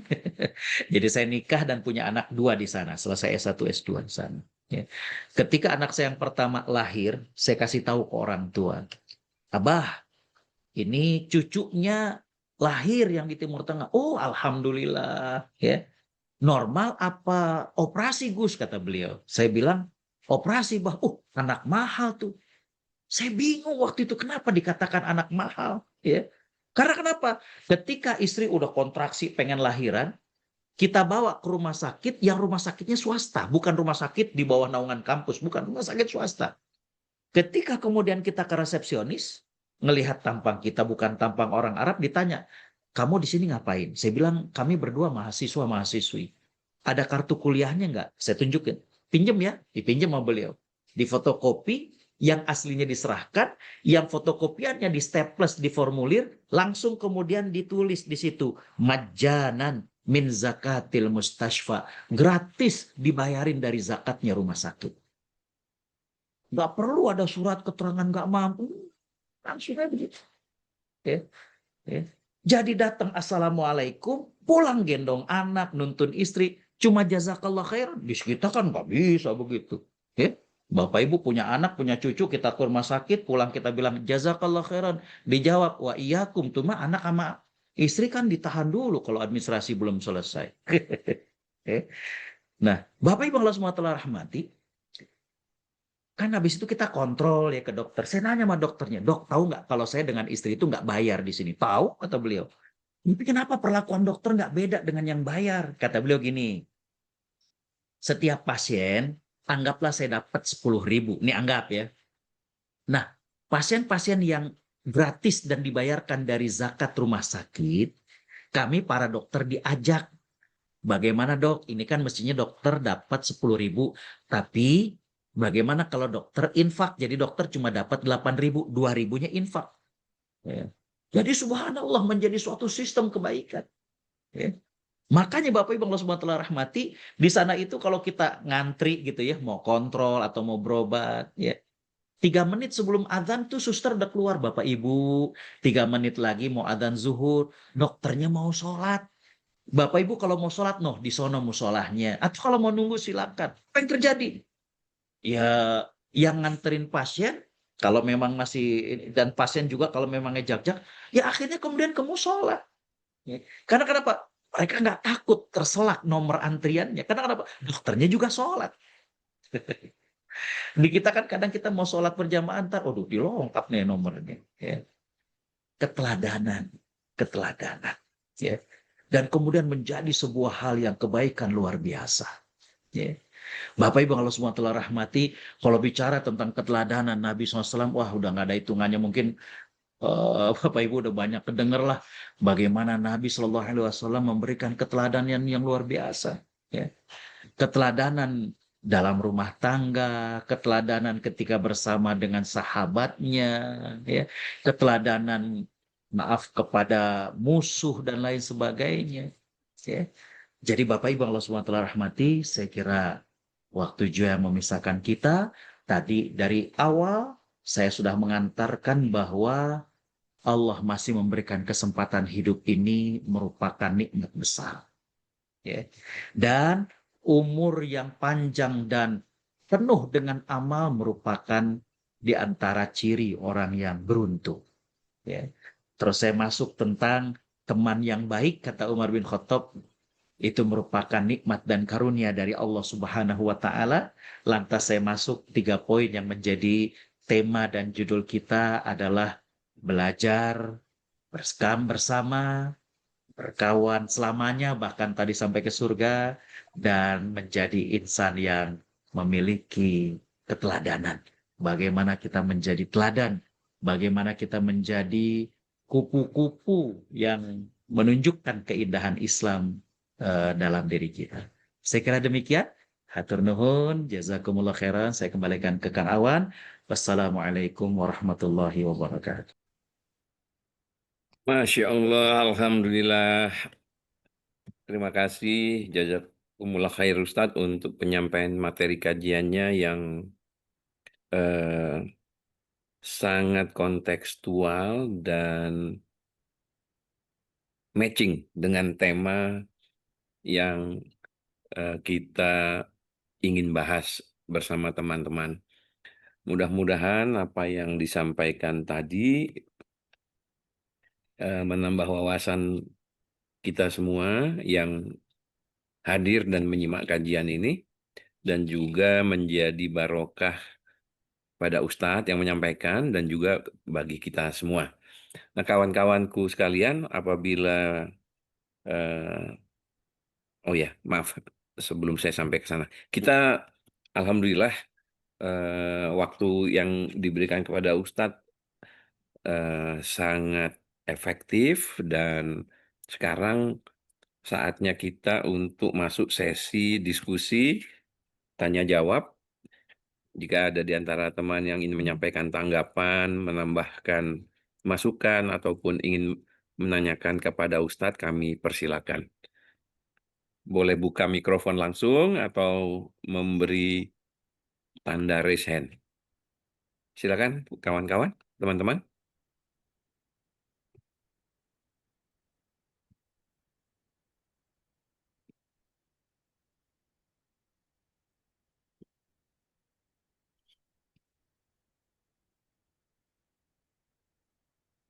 Mas Hari Setiawan barangkali, silakan.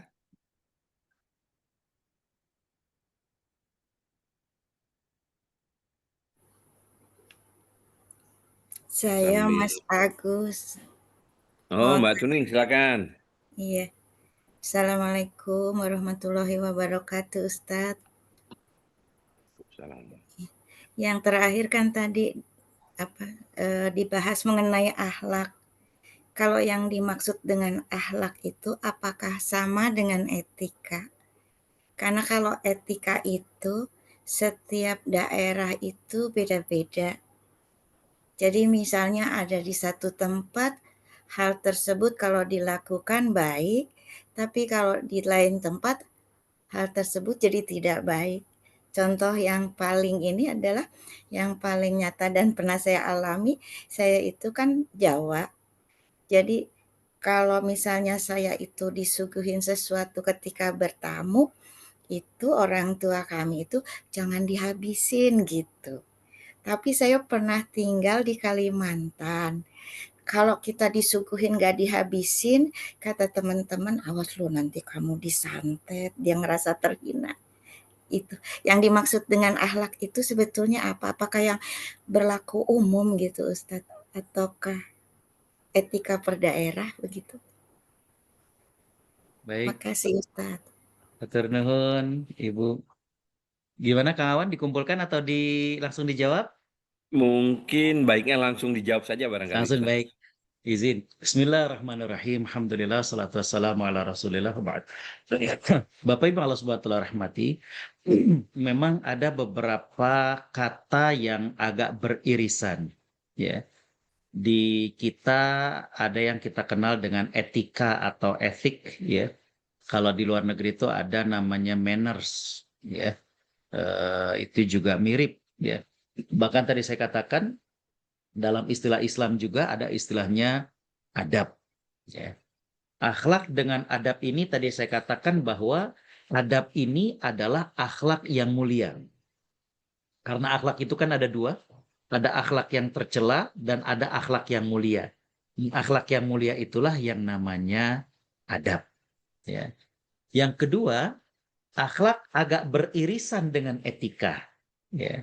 Di mana ya, biasanya etika itu adalah unggah-ungguh ataupun sesuatu yang dipandang baik oleh suatu komunitas atau suatu apa ya kayak semacam budaya kerja.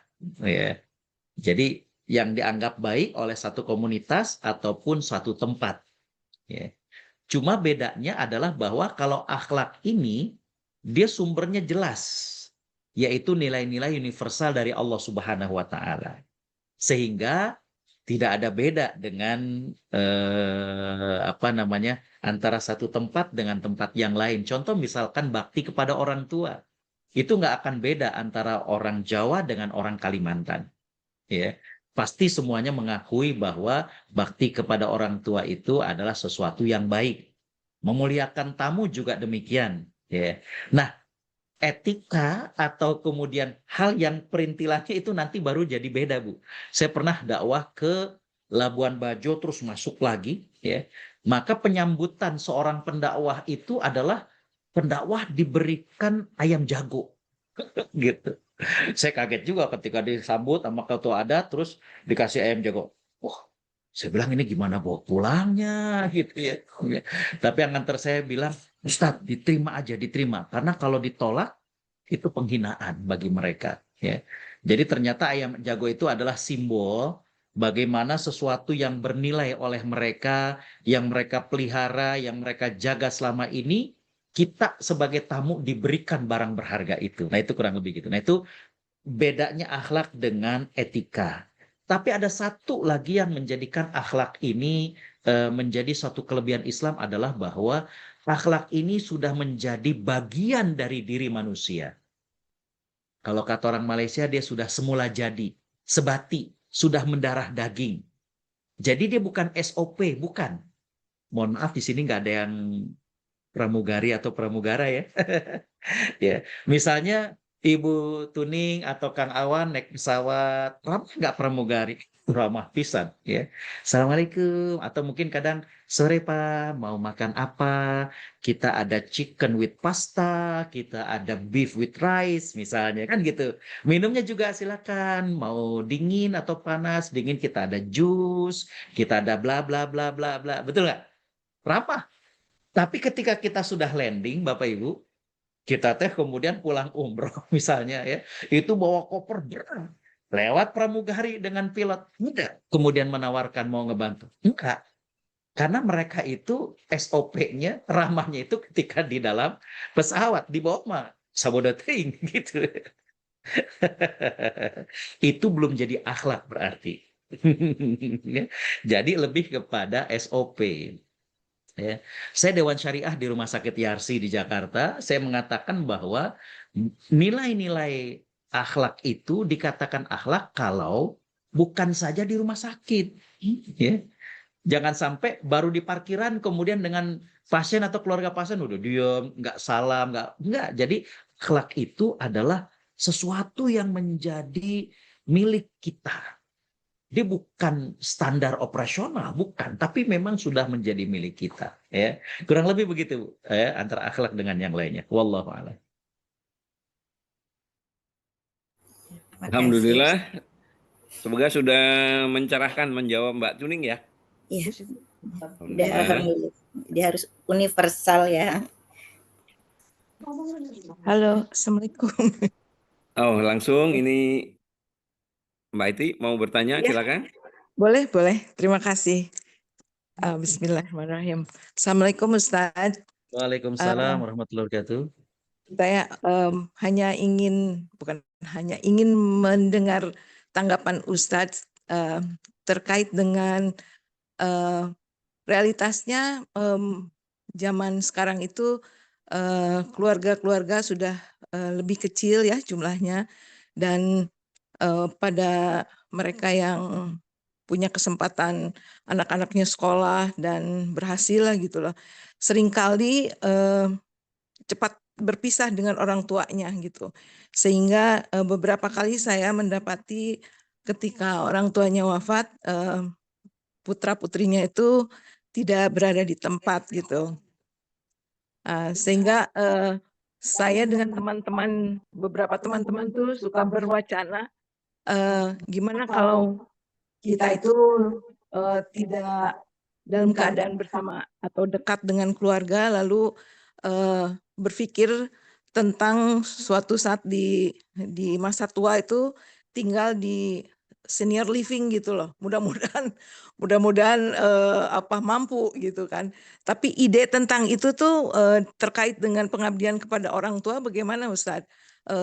Supaya tidak jadi fitnah anaknya menelantarkan orang tua atau bagaimana gitu.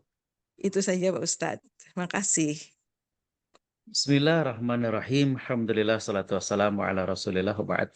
Terima kasih Bu Heti, ini bagus sekali ya.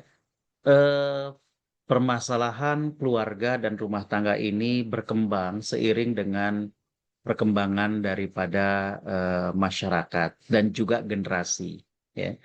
Generasi yang sekarang ini atau yang sering dikenal dengan generasi atau Gen Z atau Gen Alpha dan lain sebagainya, itu memang memiliki ciri dan karakter yang agak berbeda dengan generasi kita ya, atau generasi baby bomber dan lain sebagainya ya. Tapi saya kira ada beberapa hal yang perlu untuk tetap kita jaga. Di antaranya adalah bagaimana kedekatan antara anak dengan orang tua, ya, kedekatan anak dengan orang tua. Karena Bapak Ibu Allah Subhanahu wa taala rahmati, kalau kita lihat dalam Al-Qur'an ini ibu-ibu dan bapak-bapak mungkin nanti bisa mengkajinya. Ada satu fakta menarik bahwa kan orang tua ngobrol dengan anak itu cukup sering ya. Tapi Allah Subhanahu wa taala itu sampai mengabadikan 17 dialog orang tua dengan anak dalam Al-Qur'an. Jadi dalam Al-Qur'an itu ada 17 dialog orang tua dengan anak dan itu ada dalam 9 surat. Nah, yang menariknya Ibu, 2 ayat itu dialog antara ibu dengan anaknya. Dan 14 ayat itu dialog antara bapak dengan anaknya. Dan 1 ayat itu mubham. Nggak disebutkan yang berdialog ini ayah atau ibu dengan anaknya. Ya. Ini menarik karena beberapa pengkaji mengatakan Allah sampai mengabadikan 17 dialog dan itu ada dalam 9 surat untuk menunjukkan bagaimana mestinya kedekatan antara anak dengan ibu, dengan bapak, dan juga kedekatan orang tua dengan anaknya. Ya. Jadi walaupun tadi saya katakan keluarga lebih kecil-kecil dan lain sebagainya, ya, tapi bagaimana dialog dan komunikasi itu tetap terjalin dan kemudian terjaga. Ya. Bahkan saya tertarik ketika ada sahabat yang bernama Usamah bin Zaid. Usamah bin Zaid ini kalau Bapak Ibu pernah dengar, Nabi sempat menyiapkan satu pasukan dan ternyata yang mimpin itu anak muda umur 18 tahun. Padahal di situ ada yang lebih tua, ada Abu Bakar, Umar, bahkan ada Khalid bin Walid dan lain sebagainya. Nah, itulah beliau Usamah bin Zaid. Nah, Usamah bin Zaid ini punya kebun kurma di Madinah yang rapi, bersih. Sahabat sampai kemudian bertanya, wahai Usamah, nih kebun rapi banget gitu ya. Kata beliau, ibuku suka ke kebun ini. Maka aku ingin ketika ibuku itu datang, maka kebun ini dalam keadaan bersih dan rapi. Nah, segitunya bagaimana cara sahabat ingin berbakti kepada orang tua. Maka dari itu, wallahu alam ya Bu, saya kira bahwa komunikasi dengan orang tua ini tetap harus intens ya. Dengan kemajuan teknologi mestinya kita menjadi lebih bisa sering ya. Dan bentuk kemudian bakti kepada orang tua ataupun perhatian kepada anak itu kemudian bisa mengikuti daripada perkembangan daripada zaman ya. Jadi saya kira demikian. Wallahu alam. Alhamdulillah. Apakah kira-kira sudah menjawab concernnya Mbak Heti? Ya, tidak persis sih. Tapi terima kasihlah saya dapat gambaran. Intinya sih bahwa tetap tentang berbakti kepada orang tua itu tetap di garis merah ya. Cuman Bu. faktanya bahwa terkadang tidak dekat secara ini loh, maksudnya secara fisik ya. Jadi dan orang tua sekarang suka apa ya, nggak kepengen merepotkan anaknya gitu kan. Jadi silahkan mau pergi ke seluruh dunia mencari rezeki silahkan. Nah, resikonya berjauhan dengan keluarga terdekat dan nauzubillah min zalik ya, wafat lalu jarak tempuh dari tempat keluarga terdekat yang seharusnya in charge untuk pengurusan tidak ada gitu. Jadi seperti apa tuh kita mempersiapkan bukan mempersiapkan sih Jadi mengantisipasinya. izin Ibu, saya sempat ngobrol dengan beberapa ambasador ya. Beliau mengatakan bahwa satu kelebihan, tapi itu pun menjadi tantangan dari warga ataupun rakyat Indonesia itu, walaupun mereka sudah tinggal bertahun-tahun di luar negeri itu, kadang mereka masih punya nostalgia dan kangen dengan tanah air. Beliau ngambil contoh beberapa etnis yang lain itu ketika mereka sudah merantau itu udah betul-betul berjuang di sana. Ya. Kenapa dikatakan sebagai tantangannya? Sehingga kata beliau itu banyak masyarakat Indonesia di luar itu yang tidak terlalu menonjol. Ya. Kalau misalnya contoh yang saya sering datang itu ke Australia itu kebanyakan maaf sopir taksi apa gitu yang ini ya. Sedangkan etnis yang lain itu ada yang udah sampai jadi lawyer, udah ada yang bahkan udah sampai ada yang jadi major dan lain sebagainya. Jadi memang yang kata Ibu bahwa kita harus siap. Kalau kita lihat para sahabat juga ketika mereka berdakwah itu, contoh misalnya di Greek, di Yunani itu ada sahabat wanita yang bernama Ummu Haram. Dan ternyata ketika beliau berdakwah ke Greek, ke tanah Yunani, beliau wafat dan dimakamkan di sana. Gitu. Jadi saya menambahkan bahwa di satu sisi kita tentu mengharapkan bakti dari anak, ya, tapi juga pada prinsipnya, ya, di tempat manapun anak kita bisa meninggikan kalimat Allah Subhanahu wa Ta'ala, bermanfaat bagi umat manusia, disitulah mereka berkarya. Ya, saya kira demikian. Wallahu a'lam. Terima kasih. Alhamdulillah, baik teman-teman semua. Saya kira kita sekitar 10-12 menit lagi menuju asar. Eh, Jika masih ada yang ingin menanyakan atau menambahkan pada kajian Ustaz tadi, Assalamualaikum, silakan Pak Kang Ahmad Ghazali. izin Ustadz bertanya Ustadz. Mangga. Terkait dengan akhlak dan keteladanan tadi Ustadz, kenapa orang-orang yang berilmu itu justru banyak yang kurang berakhlak itu Ustadz. Contohnya tadi lah Ustadz, yang menggantikan Ustadz waktu yang ke Korea tadi gitu loh.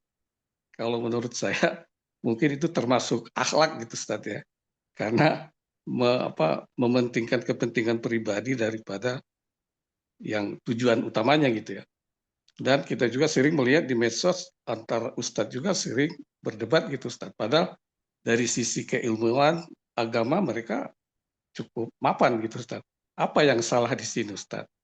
Kemudian yang kedua Ustadz, mohon izin juga ya. Sebagai kita berteman, apakah kita akan bisa mendapat syafaat dari teman-teman kita? Misalnya saya lah, ternyata saya tidak masuk surga gitu ya. Teman-teman saya semua misalnya di majelis ini masuk surga. Apakah teman-teman saya ini bisa memberi syafaat pada saya gitu Ustaz? Itu aja Ustaz. Assalamualaikum warahmatullahi wabarakatuh. Waalaikumsalam warahmatullahi wabarakatuh. Hatur nuhun. Izin saya jawab. Bismillahirrahmanirrahim. Bapak Ibu yang semua telah rahmati ya. Kalau ditanya kenapa banyak orang-orang yang berilmu dan kurang memiliki akhlak ya. Yang pertama, boleh jadi ya, mereka keliru dalam prioritas daripada belajar sebuah ilmu. Ya. Maksudnya begini, dulu ketika kami di Timur Tengah, itu para dosen kami itu lebih dulu mengajarkan bagaimana adab dan akhlak mereka sebelum mereka menilai daripada kepandaian kami. Contoh begini, saya jurusan hadis, ya. Ketika itu ada seorang kawan yang beliau dari Egypt kalau nggak salah ya. Yang waktu itu beliau bertanya tentang sebuah masalah, kemudian dijawab oleh profesor kami. Lantas orang Egypt ini mengatakan, oh kan katanya, ini berarti benar nih yang dikatakan oleh Syekh Albani. Syekh Albani salah seorang ahli hadis dari Albania dan kemudian beliau lama tinggal di Madinah dan wafat di sana. Salah seorang tokoh hadis yang terkenal ya. Beliau wah gitulah salah dan ada kalimat yang cenderung menjelekkan. Nah, profesor kami ini kemudian marah. Beliau katakan, kamu jangan berkata begitu wahai anakku katanya. Ya. Beliau itu sudah banyak perjuangannya untuk agama ini, beliau sudah banyak bagaimana perjuangannya untuk hadis Nabi. Disitulah kami belajar tentang, oh ya Allah, sekelas beliau itu, ya, yang beliau berbeda dengan pandangan Syekh Albani, tapi masih menonjolkan bagaimana kita diminta untuk menghargai. Dan kita nggak boleh untuk kemudian merendahkan. Ya. Jadi yang pertama adalah bahwa saya bersyukur saya berada di suatu negara, di kampus di mana saya belajar, yang kami pelajari sebelum belajar ilmu itu belajar adab. Ya. Bagaimana adab dari para guru besar kami, dari syekh-syekh kami. Ya. Dan kalau ada masalah sensitif, mereka cuma nepuk dada. Beliau katakan, jangan nanya masalah itu. Ya. Mereka-mereka itu juga berjuang untuk Islam. Nah kayak gitu-gitu Bapak Ibu yang kemudian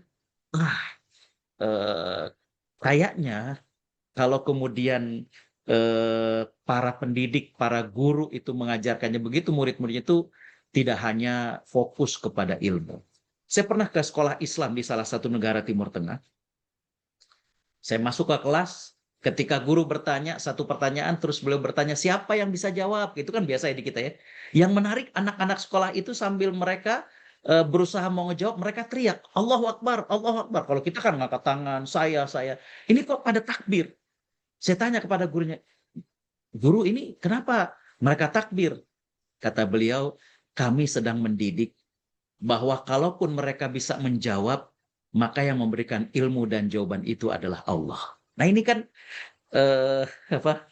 apa namanya poin-poin yang tadi ya, sehingga bukan saja pinter atau berilmu, tapi juga memang punya akhlak dan adab.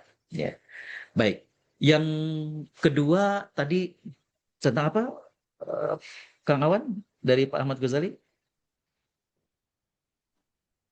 Sahabat. Oh, syafaat. Baik, Bapak Ibu Allah subhanahu wa ta'ala rahmati, ya, merujuk kepada hadis yang Nabi SAW sampaikan tadi, ya, bahwa Nabi SAW bersabda, anta ma'aman ahab, engkau nanti akan dikumpulkan oleh Allah Subhanahu wa Ta'ala bersama dengan orang yang engkau cintai. Syafaat memang hanya milik Allah hanya diberikan oleh Allah kepada Nabi Muhammad SAW. Tapi bagaimana kecintaan kita kepada seseorang, ya, maka Bapak Ibu Allah rahmati, ini kemudian Allah akan berikan bagaimana dikumpulkan bersama dengan orang yang ia cintai. Ya. Makanya di antara bentuk konsekuensi kita cinta kepada Allah adalah kita mencintai orang-orang yang mencintai Allah. Ya. Feedbacknya adalah bagaimana kemudian kita akan dikumpulkan dengan orang yang kita cintai tersebut. Walaupun itu namanya bukan syafaat. Ya. Jadi kembali bahwa kalau kita sekarang siapa misalnya ya, kita senang, kita ngedukung, ya, ada teman yang baik, teman yang soleh misalnya, maka kita akan dikumpulkan bersama dengan mereka. Demikian, wallahu a'lam. Masya Allah, alhamdulillah. Boleh tanya? Masih boleh Ustadz ya, mungkin masih bisa Silakan. pertanyaan lagi dengan Mas Setio. Silakan Mas. Terima kasih. Assalamualaikum warahmatullahi wabarakatuh, Pak Ustadz. Waalaikumsalam. Mau bertanya, Silakan. katanya sebaik-baiknya doa adalah kalau kita mendoakan kepada orang lain tanpa sepengetahuan orang lain. Kadang-kadang saya berpikir kalau kita mendoakan ke orang lain, misalkan ada orang lain sedang ada masalah, ada sesuatu, kemudian kita doakan untuk kebaikan. Kadang-kadang saya berpikir, kan saya tidak tahu orang tersebut terkena sesuatu itu apakah karena cobaan dari Gusti Allah atau bukan, begitu. Nah, kadang-kadang saya berpikir, bagaimana kalau orang tersebut terkena sesuatu karena sedang dicoba oleh Gusti Allah, padahal saya mendoakan untuk kebaikan. Apakah bukan berarti saya seakan-akan mau melawan kehendaknya Gusti Allah, begitu? Yang artinya sebenarnya tidak baik buat saya, gitu, karena itu sebenarnya diberikan cobaan untuk kebaikan yang bersangkutan. Nah, akibatnya kadang-kadang saya berpikir, lalu yang baiknya untuk mendoakan orang lain bagaimana ya, gitu kira-kira. Gitu Pak Ustadz. Terima kasih. Baik. Bismillahirrahmanirrahim. Alhamdulillah, salatu wassalamu ala rasulillah. Bapak Ibu Allah SWT rahmati, ya, doa kita buat saudara kita, ya, adalah doa yang terbaik. Yang terbaik ini, Pak, ya, itu bukan berarti kita dalam tanda petik menolak daripada takdir Allah Subhanahu wa Ta'ala. Maksudnya kan kata Bapak tadi, Allah lagi memberikan pelajaran mungkin misalnya ya. Kalau kita doain berarti kita jadi doa terbaik buat saudara kita ini bisa berbagai macam hal. Bisa doa yang ya Allah berikan yang terbaik kepada saudara hamba yang sedang engkau uji. Bisa misalnya yang terbaik itu adalah dia diberikan ketabahan, dia diberikan kesabaran, dia nggak ngeluh kepada Allah, dia nggak berburuk sangka kepada Allah misalnya, ya. Jadi nggak bertentangan, nggak kontraproduktif dengan apa yang Allah maksudkan dari cobaan tersebut. Ya. Jadi ketika kita mendoakan yang terbaik itu bukan berarti kita, jangan-jangan nih Allah lagi memberikan apa istilahnya teguran kepada teman kita nih misalnya gitu ya. Kalau kita doain berarti kita seolah-olah jadi menjauhkan rencana Allah kepada saudara kita ya. Nah, bukan demikian, tapi kita mendoakan yang terbaik itu adalah ketika Allah ingin memberikan teguran, doa yang terbaik itu adalah biar saudara kita, teman kita ini paham bahwa itu dia lagi ditegur kepada Allah. Biar dia jangan sampai buruk sangka pada Allah. Biar jangan sampai kemudian dia negative thinking sama Allah ya. Jadi tetap bahwa doa yang paling baik itu adalah kita mendoakan tanpa sepengetahuan sahabat kita, dan ketika sahabat kita sedang ditimpa sesuatu yang tidak mengenakan, maka doa yang terbaik kepada mereka itu nggak bertentangan dengan apa yang Allah sedang uji kepada dirinya. Karena sesuatu yang baik itu bisa berbagai macam modelnya, bisa berbagai macam bentuknya, ya. Tadi saya katakan bisa dia diberi kesabaran, nerima, ya, dan lain sebagainya. Saya kira demikian. Wallahu a'lam. Baik, terima kasih Pak Ustadz. Sama-sama. Alhamdulillah, teman-teman yang saya hormati, kita menuju asar dalam 2 menit sekian puluh detik dari sekarang. Mohon masukan dan juga ridho ini, apakah kita cukupkan kajian kita seperti rencana semula sebelum waktu asar, atau nanti break asar dilanjutkan lagi? Mohon maaf. Karena ini sebenarnya animonya banyak ini untuk bertanya kepada Ustadz. Kalau misalnya kita stick sama waktu kita, maka mungkin saya usulkan kita cukupkan sampai sebelum asar, dan insya Allah kita bisa bertemu lagi, kita undang lagi Ustadz Al-Mukarram, Ustadz Agustiawan pada kesempatan Insya yang Allah. akan datang dalam tema-tema kajian yang lain. Bagaimana? Ya, setuju, kita ini aja di break untuk apa?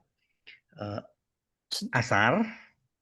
Jadi untuk part kedua kita bisa undang Ustadz lagi di kajian kita gitu. Gitu, Kang Baik. On.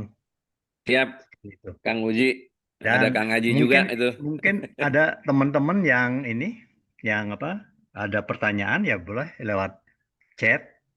Nanti kita sampaikan ke Ustadznya dan Ustadz bisa menjawab dengan chat juga gitu. Atau mungkin ada tambahan dari Kang Haji, silakan. Terima kasih. Assalamualaikum warahmatullahi wabarakatuh. Waalaikumsalam warahmatullahi wabarakatuh. Tergantung. Saya mau mengucapkan terima kasih saja kepada Ustadz Agus nih. Lama nggak ketemu nih. Terima kasih banyak Ustadz. Jazakallah khairan katsiran. Iya, baik Kang Haji, atur nuhun. Teman-teman yang saya muliakan, ini barangkali sebagaimana disarankan Kang Uji, kita cukupkan kajian ilmu kita pada hari ini. Masya Allah, luar biasa. Semoga membawa manfaat dan barokah buat kita semua.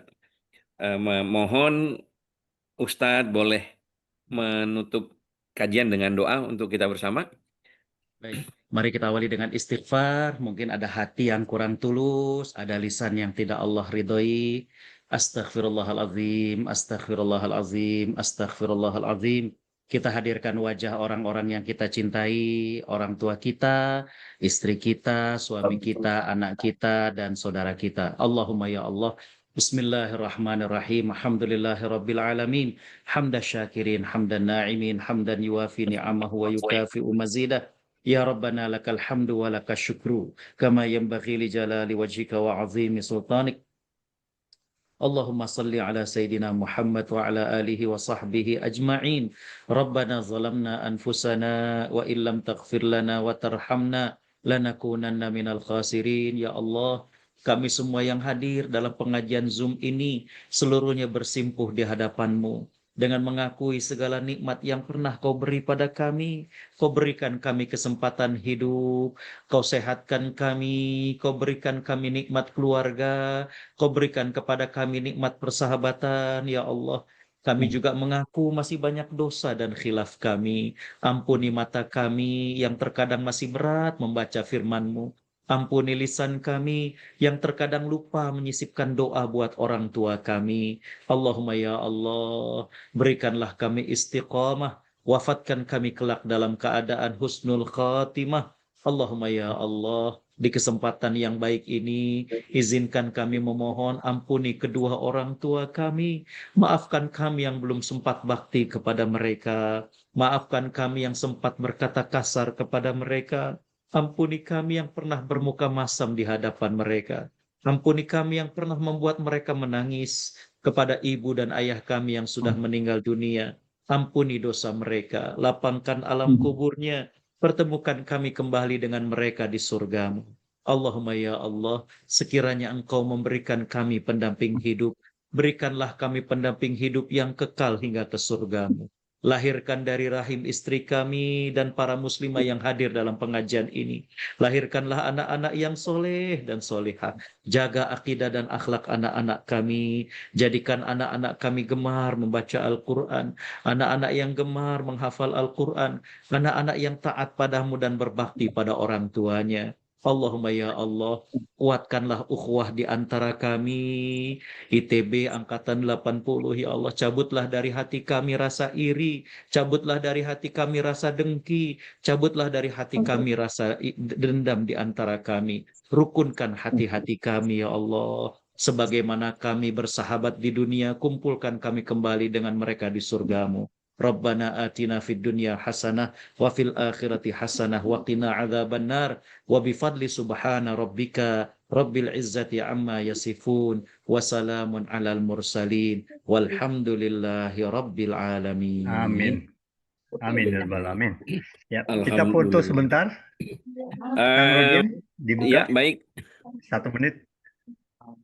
Sebelum Ustadz pergi ya, kita foto bersama dulu.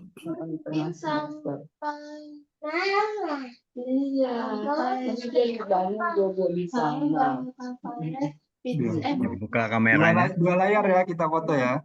Siap. Baik, Ya, siap. yang di layar pertama 1, 2, 3. Nah, layar kedua ya.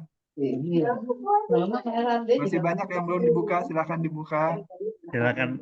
1, 2, 3. Oke, dah. Terima kasih. Terima kasih. Terima kasih Ustadz. Assalamualaikum warahmatullahi wabarakatuh. Kajiannya semua. Terima kasih Ustadz, terima kasih teman-teman semua. Amin. Terima kasih Ustadz Awang.